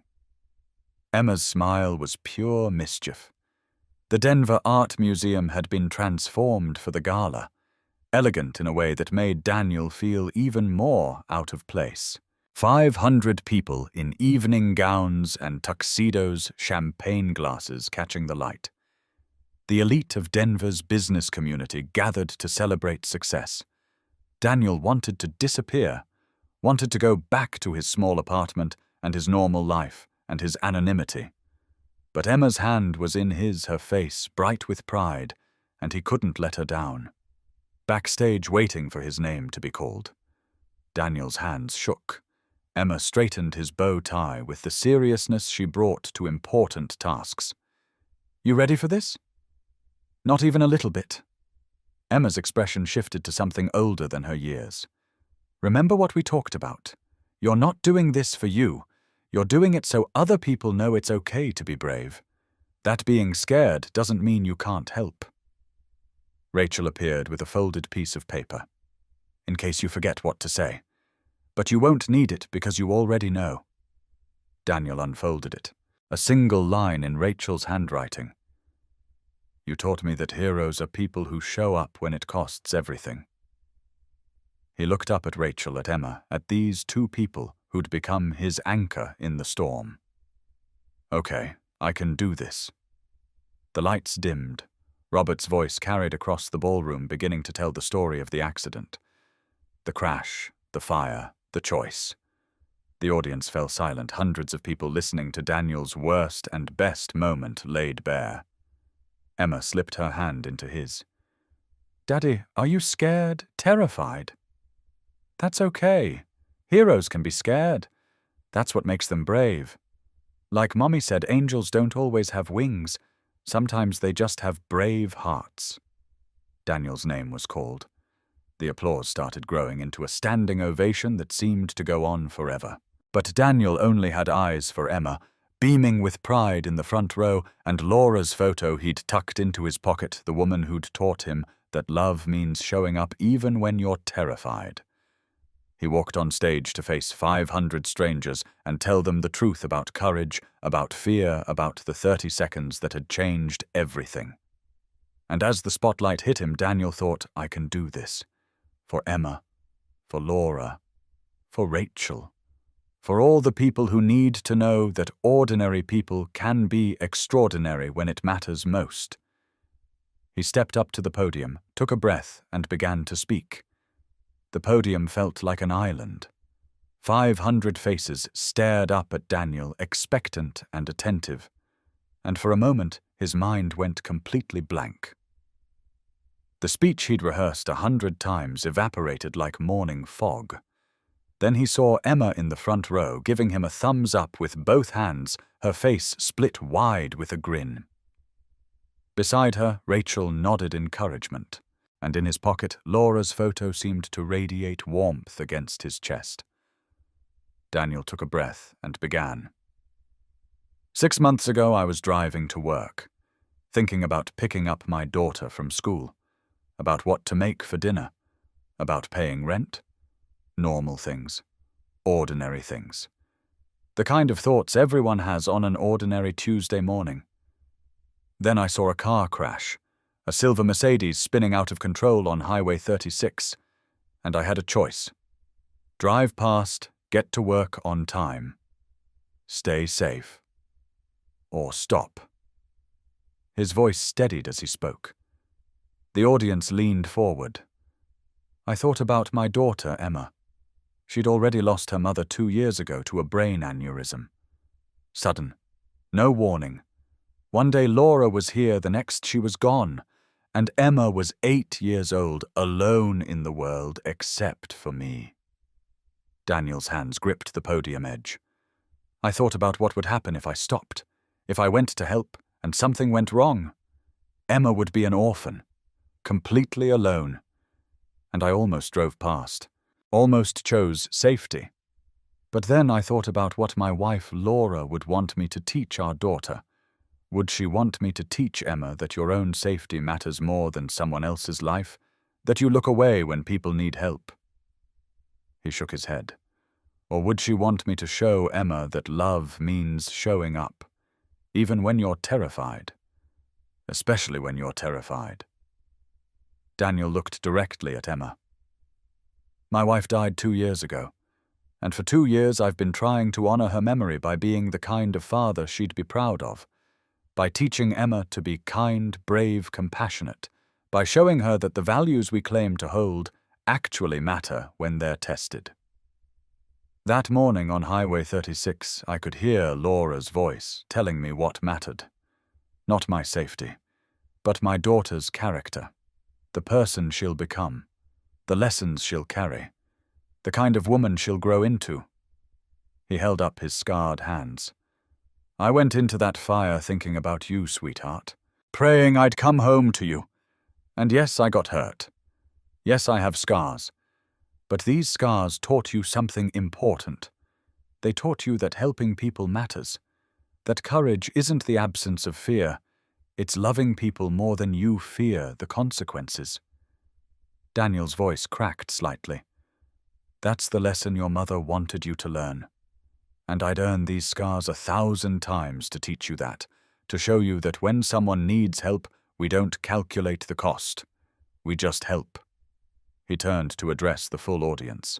This award has my name on it, but it really belongs to every person who's ever stopped when they could have driven past, who's ever helped when they could have looked away, who's ever chosen courage over comfort. We're all capable of this. Every single one of us has 30 seconds of courage inside us. The question isn't whether we're capable, it's whether we'll use that courage when it matters, whether we'll choose to see people who need help, whether we'll show up even when it's hard. Daniel gestured to the screen behind him, where Laura's photo had appeared, her smile radiant and alive. My wife Laura used to say that love is like light. You can't contain it. It spreads, touches everything, changes everything. That morning I thought I was just saving one person. I didn't know I was starting something bigger. Robert stepped forward, joining Daniel at the podium. Tonight we're announcing the Laura Morrison Memorial Scholarship Fund for children who've lost parents, because we cannot bring back those we've lost, but we can honor them by helping others who grieve, by teaching Daniel's lesson that love means showing up. The screen filled with Laura's photo, then images of scholarship recipients, children whose lives had been changed by the program. Daniel's throat tightened, seeing their faces, knowing Laura would have loved this. The standing ovation was deafening. Daniel stood there, overwhelmed, his scarred hands gripping the crystal award Robert had presented. But he wasn't thinking about the applause or the recognition. He was thinking about Emma's pride, about Laura's legacy, about Rachel's second chance, about all the ripples spreading outward from 30 seconds of choice. Backstage, Emma launched herself at him with such force he nearly dropped the award. "You did it, Daddy. You weren't even scared, I was terrified. But you did it anyway." That's what brave means. Emma's logic was unassailable. Rachel appeared, her eyes bright with tears. "That was beautiful. Thank you for reminding me why it mattered. For what? For giving purpose to the scars. For helping me honor Laura. For showing me that sometimes the worst things lead to the best things." The rest of the evening passed in a blur. People approached to shake Daniel's hand, to share their own stories of courage, to thank him for reminding them that heroism wasn't reserved for fictional characters. Tom Reynolds was there, grinning like a proud parent. Beth cried and hugged him so tight he couldn't breathe. Patricia from the shelter told him that 3 more families had contacted them about the scholarship program just tonight. But the moment Daniel would remember most came at the end of the night. Emma had fallen asleep against Rachel's shoulder, exhausted from excitement. Daniel carefully lifted his daughter, feeling her warm weight in his arms, breathing in the strawberry scent of her hair. Robert approached quietly. "Thank you," he said simply, "for saving my daughter, for teaching me what it means to be present, for showing me that success isn't measured in quarterly reports, but in the lives we touch." Daniel adjusted Emma's weight. "Thank you for giving me the chance to honor Laura, for helping me turn tragedy into something meaningful. That's what you taught me," Robert said, "that we honor those we've lost by living in a way that's worthy of their love, by being the kind of people they'd be proud to know." After Robert left, Rachel walked with Daniel to his car. Emma stirred slightly but didn't wake as Daniel settled her into the back seat. "She's going to talk about this for weeks," Rachel said, smiling. Probably months. They stood in the parking lot, the Denver night cool around them, the weight of the evening settling into something quieter. Daniel, yeah. I'm proud of you. For what you said tonight. For your courage not just on the highway, but every day. For being the kind of father Emma deserves. The kind of friend I needed. Daniel felt his throat tighten. I'm proud of you too. For using your second chance to help others. For teaching Emma about bravery. For becoming family when we needed family most. Rachel hugged him, careful of his still healing scars. Thank you for saving my life. Thank you for teaching me how to live mine. As Daniel drove home through quiet streets, Emma sleeping peacefully in the back seat, he thought about the journey from that terrible morning to this proud night. About how 30 seconds had rippled outward in ways he never could have imagined. About how choosing courage over comfort had transformed not just his life, but the lives of everyone connected to that choice. He pulled Laura's photo from his pocket at a red light, studying her frozen smile. We did good tonight, he whispered. Emma was so proud. The scholarship fund is real. Rachel's helping kids heal. We're honoring your memory in a way that matters. The light turned green. Daniel tucked the photo back into his pocket and drove toward home, toward the life he and Emma were building, toward the future that Laura's love had made possible even in her absence. Some nights the grief was still overwhelming. Some days he still reached for his phone to call her before remembering. But those moments were growing fewer, replaced by gratitude for what had been, and hope for what was becoming. The award sat on the passenger seat, crystal-catching streetlight, but the real award was sleeping peacefully in back, this daughter he'd raised through grief, this remarkable child who understood that love meant showing up even when it hurt. And in showing up for her every single day, Daniel had learned to show up for himself, to believe he was worthy of second chances and new connections and the expanding family that had grown from the ashes of loss. Love doesn't replace love, he'd learned. It just keeps spreading, touching everything, changing everything, exactly like Laura said. And that was worth every scar. 1 year later, Daniel's new office had a corner view and his name on the door, Daniel Morrison, Vice President of Community Outreach. The position Robert had created specifically for him, designed to combine his practical knowledge of the company with his passion for helping people. The walls were covered with Emma's artwork, her drawings from the shelter pictures of families healing rainbows over children holding hands. Laura's photo sat on his desk beside the Crystal Courage Award, both of them reminders of why this work mattered. Emma was 10 now, thriving in ways Daniel had barely dared to hope for 2 years ago. The nightmares had stopped. Her smile came easily. She still carried grief, still had moments when Laura's absence hit her fresh and sharp. But she'd learned to carry the missing alongside the joy. She'd started a helpers club at school, organizing students to volunteer at shelters and nursing homes. When adults asked why, she'd say, simply, "My daddy taught me that helping people matters. That's what heroes do." The scholarship fund had grown beyond anything Daniel had imagined. 30 families supported this year, with applications coming from across Colorado. Each one made him cry, reading stories of loss and resilience, seeing Laura's name connected to real children getting real help. Thursday dinners remained sacred. Rachel still arrived at 6 with yellow flowers, and Emma still set the table with careful attention to which plate Rachel preferred. They'd moved to a bigger apartment now, one that could accommodate their growing chosen family, but the tradition stayed the same. Robert visited weekly, bringing books for Emma and stories about Margaret that he'd finally learned to share. His relationship with Rachel had transformed over the past year, walls coming down brick by brick as they learned to talk about grief instead of avoiding it. On this particular Thursday, they were celebrating. The shelter's new wing, the Laura Morrison Memorial Healing Center, was opening next week, a dedicated space for grief counseling, art therapy, and the kind of healing work that Rachel had made her life's mission. Emma helped Daniel make spaghetti. Her technique much improved from a year ago. She could chop vegetables now, stir sauce without splattering the pasta perfectly. Small skills that marked growth and capability. "Daddy, do you ever regret it?" Emma asked suddenly, her knife pausing mid-carrot. "Regret what, sweetheart? Getting hurt to save Rachel." "Do you ever wish you'd driven past Daniel?"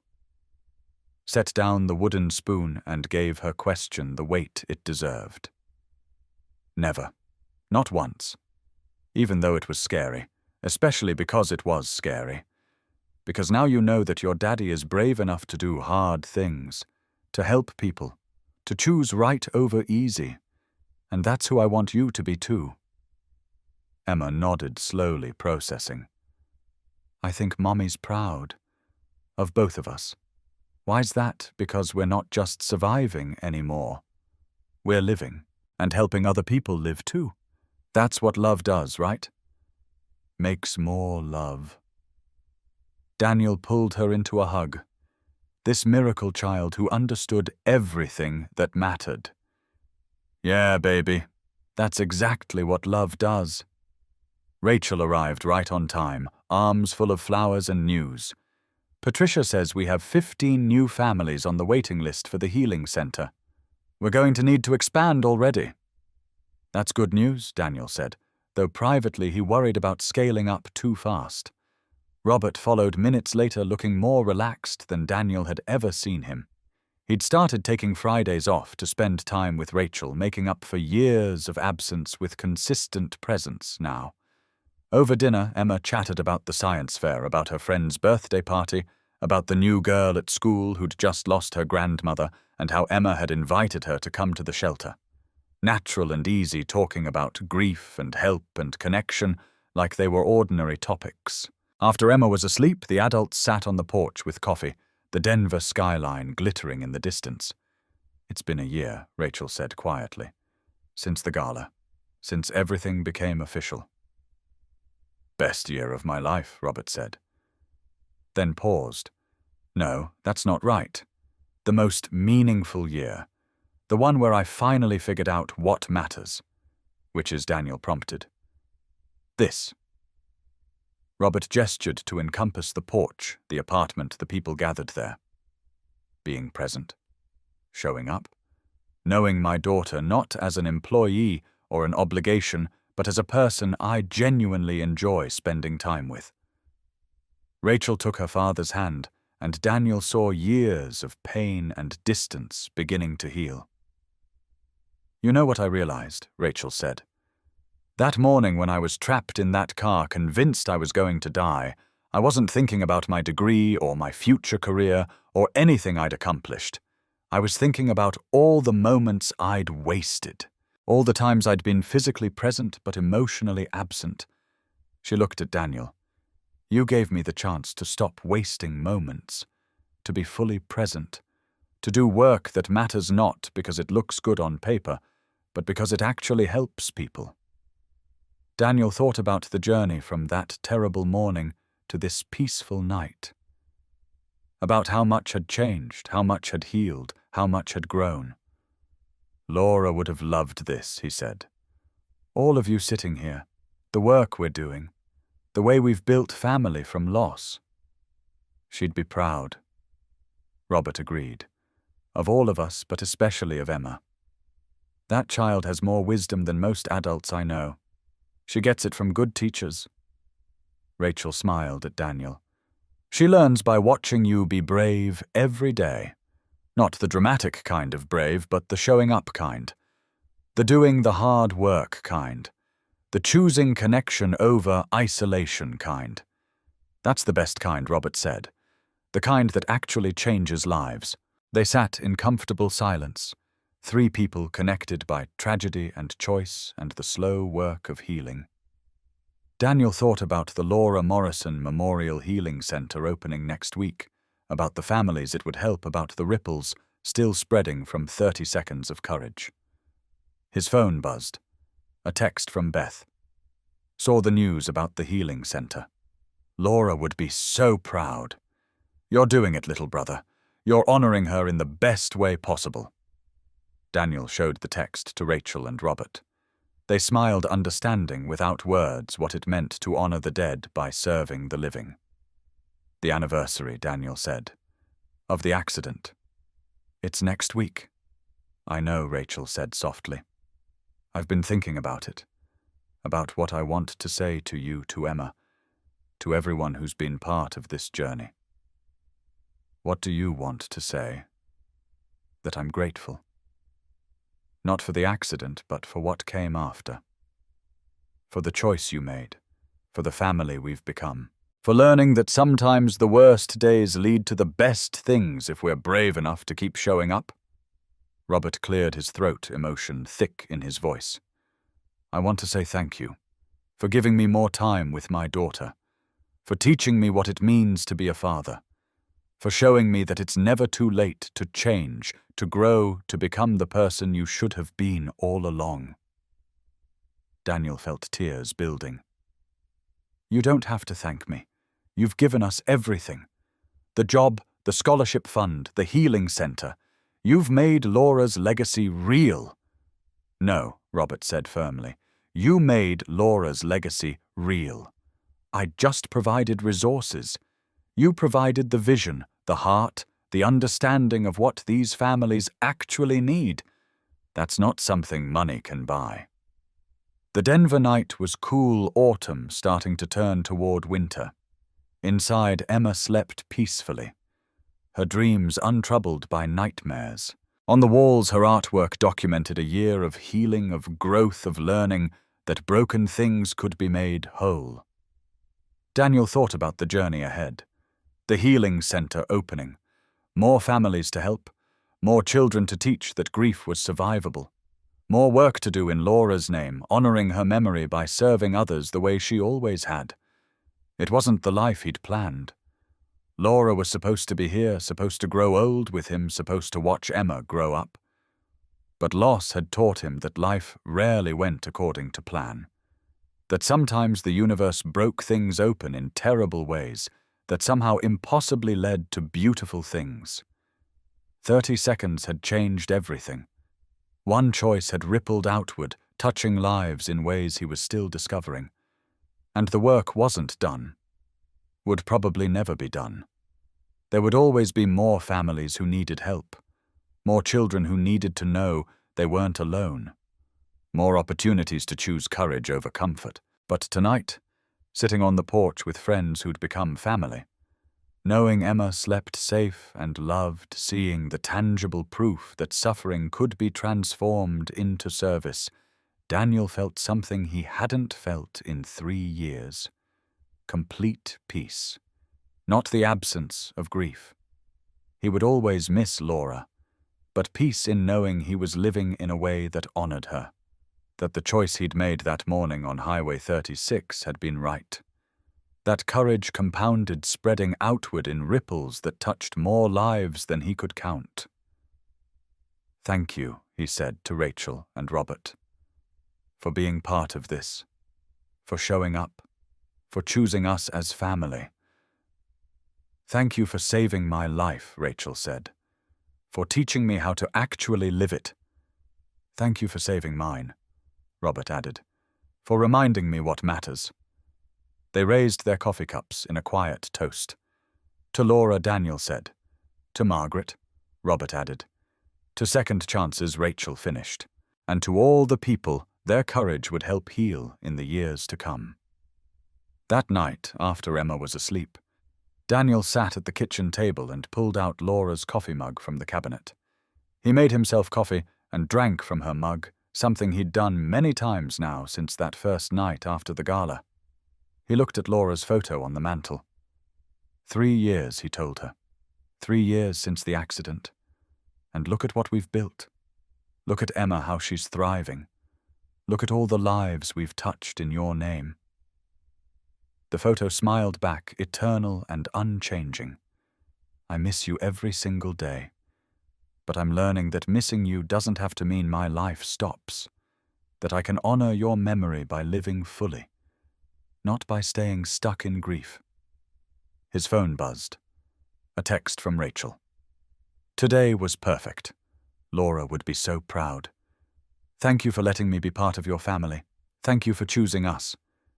Daniel typed back. "For showing Emma what strength looks like. For being exactly who we needed." Because that was the final truth he'd learned. Family wasn't just biology. It was choice. It was showing up. It was choosing each other day after day, year after year, through joy and grief and everything in between. Daniel looked around the apartment at Emma's artwork covering the walls, at the photos documenting their journey, at all the evidence that life continued despite loss. That love persisted despite death. That courage compounded, creating more courage, more love, more healing than anyone could measure. 30 seconds had changed everything. One choice had rippled outward for 3 years and counting. And the work wasn't finished. Would never be finished. There would always be more families to help, more children to heal, more opportunities to choose courage. But tonight, Daniel allowed himself to feel complete, to acknowledge that while the grief would never fully disappear, it had been joined by joy, by purpose, by the knowledge that suffering could be transformed into service. Laura's legacy lived on. Not just in Emma's face, or the scholarship fund, or the healing center, but in every act of courage they inspired, every family they helped, every child who learned that grief was survivable and love was endless. That was worth every scar, worth every moment of fear, worth the choice that had seemed impossible in the moment, but had proven to be the most impotent decision of his life.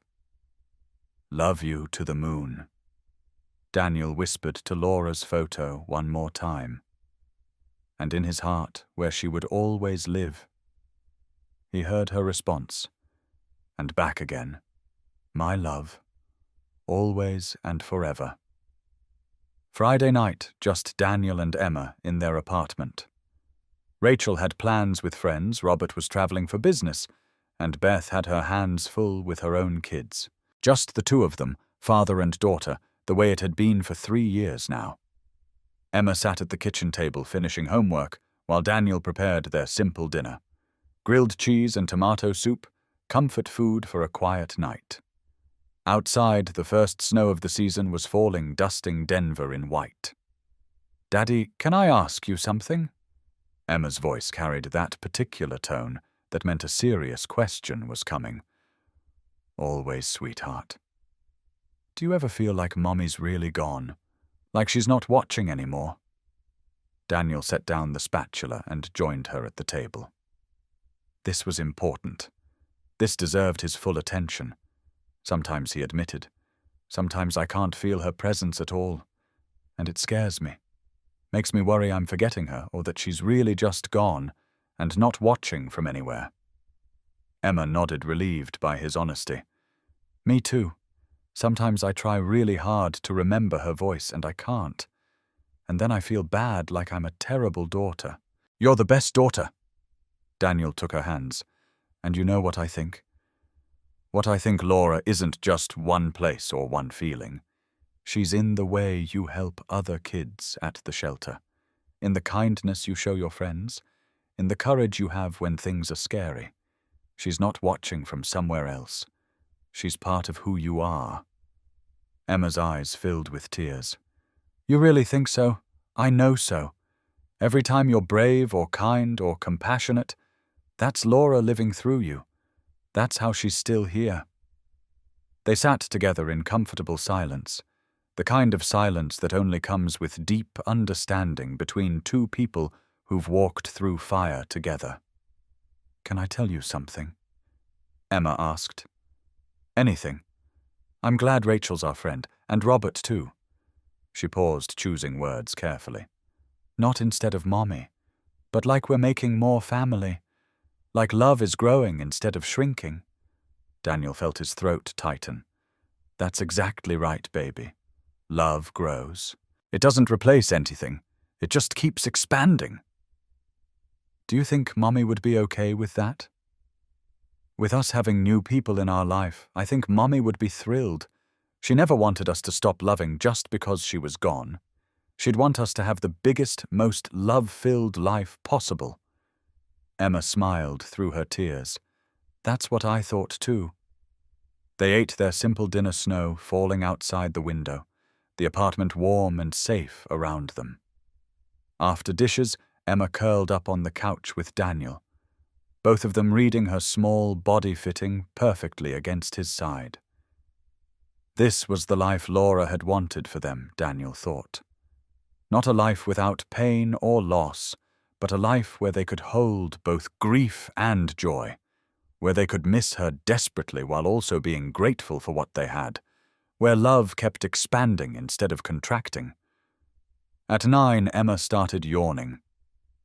"Time for bed," Daniel said. "Can you tell me a story about Mommy?" Of course. In her room, surrounded by artwork and photos, and all the evidence of a childhood being lived despite loss, Emma climbed into bed with her rabbit. Daniel sat beside her, thinking about which story to share.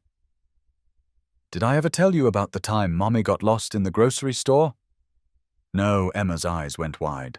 "She'd gone to get milk, and I was waiting with you in the baby seat in the cart. You were maybe 2 years old, and we waited, and finally someone came on the loudspeaker.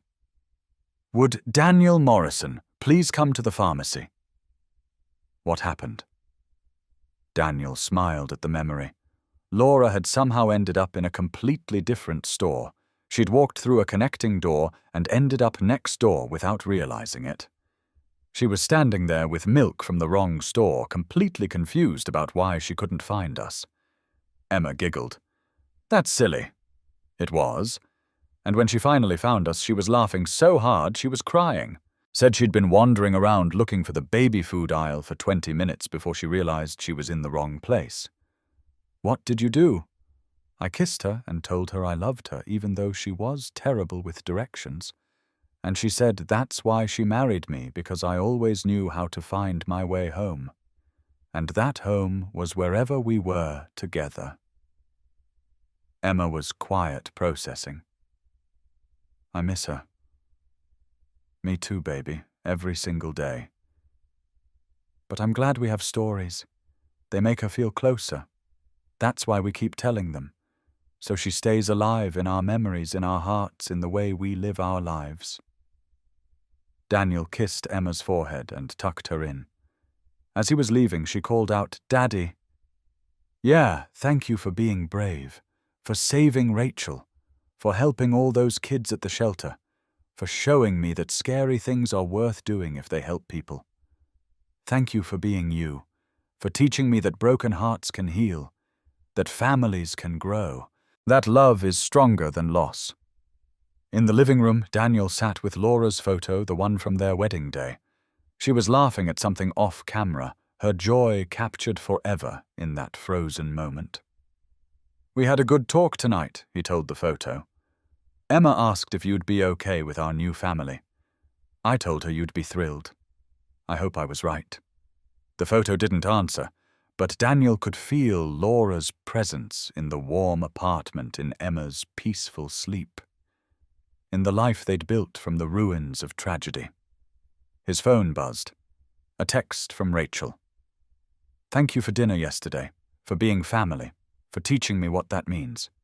He typed back, "Thank you for choosing us, for showing Emma what courage looks like, for being exactly who we needed." Because that was the truth of it. They'd all saved each other. Daniel's choice to stop had saved Rachel's life. Rachel's friendship had saved Daniel and Emma from isolation. Robert's gratitude had given them security and purpose. The children at the shelter had given them all a reason to transform pain into service. It was a web of mutual salvation, each person holding the others up. No one person carrying all the weight alone. Daniel thought about the year ahead. The healing center's grand opening next week. Emma's 11th birthday in the spring. More families to help more children to heal, more work to do in Laura's name. The challenges would come. There would be hard days, moments when grief overwhelmed, times when the work felt too heavy and the loss too great. But they wouldn't face those challenges alone. They had each other, this chosen family built from courage and kindness and the determination to keep showing up. "I love you to the moon, Laura," Daniel whispered to the photo. In his heart, he heard her response as clearly as if she'd spoken aloud. And back again. "My love, always and forever." He carried that certainty to bed, to sleep, to dreams of falling snow and growing families.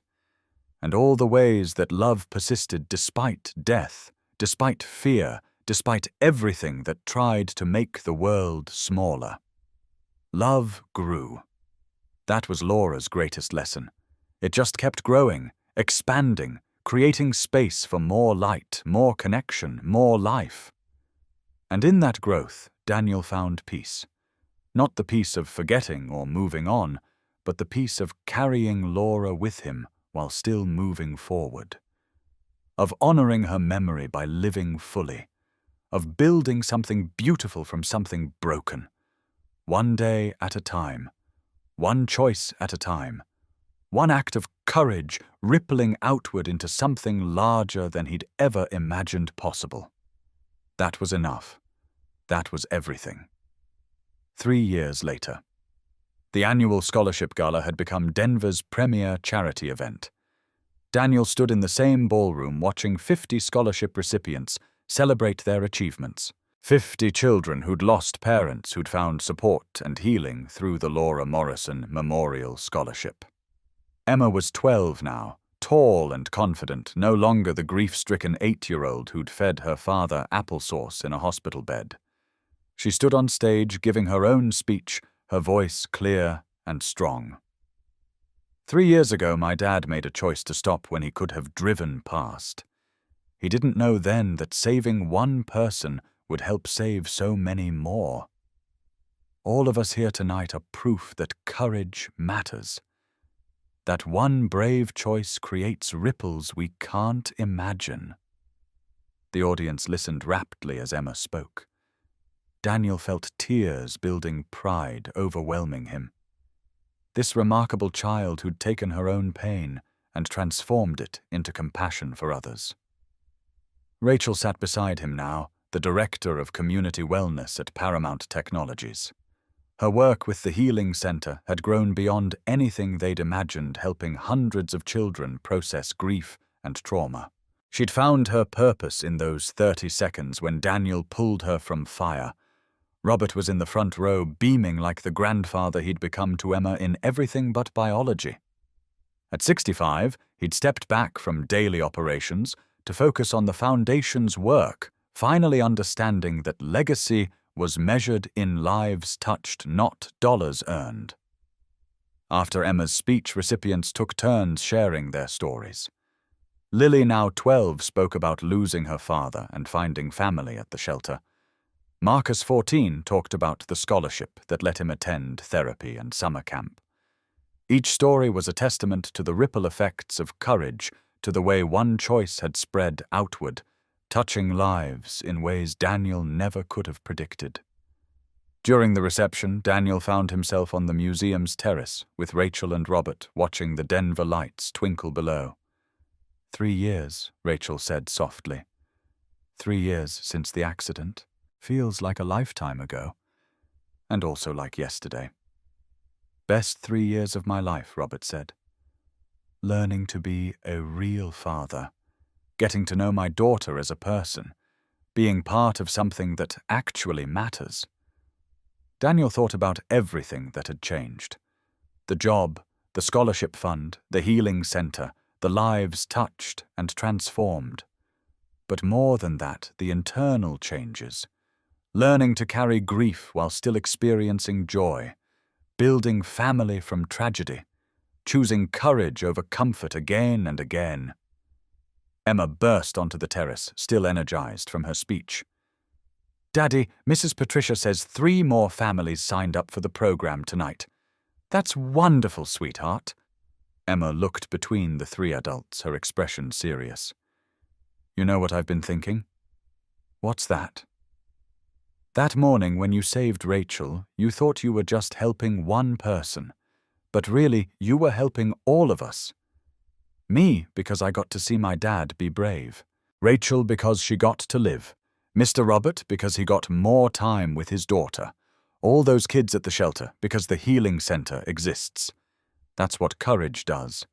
It spreads. One person being brave gives other people permission to be brave too.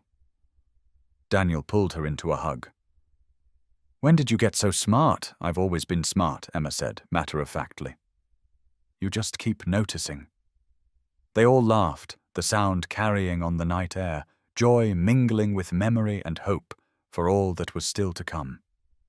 Later, driving Emma home through quiet streets, Daniel thought about the journey. From that terrible morning on Highway 36 to this moment of peace and purpose. From broken widower, barely surviving, to someone who'd learned to thrive while honoring loss. Daddy Emma's voice was sleepy from the back seat. "Yeah, sweetheart, I think Mommy would be really proud of us, of everything we've built. I think so too, baby." Emma yawned. Not just the scholarship and the healing center, but like us. How we're still us, even though she's gone. How we still love her, but we also love new people. How we're sad sometimes, but also really happy. That's exactly what she would want. At home, Emma went straight to bed, exhausted from the excitement. Daniel stood in her doorway, watching her sleep, this miracle child who'd taught him more about courage than he'd ever taught her. In the living room, he sat with Laura's photo. 3 years since the accident. And look at what we've built. Look at Emma, how she's thriving. Look at all the lives we've touched in your name. I miss you every single day. But I'm learning that missing you doesn't have to mean my life stops. That I can honor your memory by living fully, not by staying stuck in grief. Daniel looked around the apartment at Emma's artwork covering the walls, at the photos documenting their journey, at all the evidence that life continued despite loss. That love persisted despite death. That courage compounded, creating more courage, more love, more healing than anyone could measure. 30 seconds had changed everything. One choice had rippled outward for 6 years and counting. And the work wasn't finished, would never be finished. There would always be more families to help, more children to heal, more opportunities to choose courage. But tonight, Daniel allowed himself to feel complete.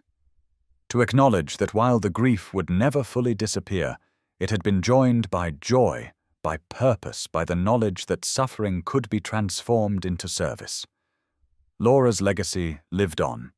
Not just in Emma's face or the scholarship fund or the healing center, but in every act of courage. They inspired every family they helped, every child who learned that grief was survivable and love was endless. That was worth every scar, worth every moment of fear, worth the choice that had seemed impossible in the moment, but had proven to be the most important decision of his life. "Love you to the moon," Daniel whispered to Laura's photo one more time. And in his heart, where she would always live, he heard her response. And back again. "My love, always and forever." 30 seconds. That's all it took for Daniel Morrison to change everything. 30 seconds between driving past and stopping, between safety and courage, between one life saved and hundreds transformed. Friends, if this story touched your heart, don't let it end here. Daniel thought he was just saving one person that morning on Highway 36, but really he was proving something we all need to remember, that ordinary people can do extraordinary things, that one brave choice creates ripples we never imagined possible. That courage isn't about being fearless, it's about loving people more than we fear the cost. Hit that subscribe button and join our Soul Lift Stories family for more stories that restore your faith in humanity and remind you that heroes walk among us every single day.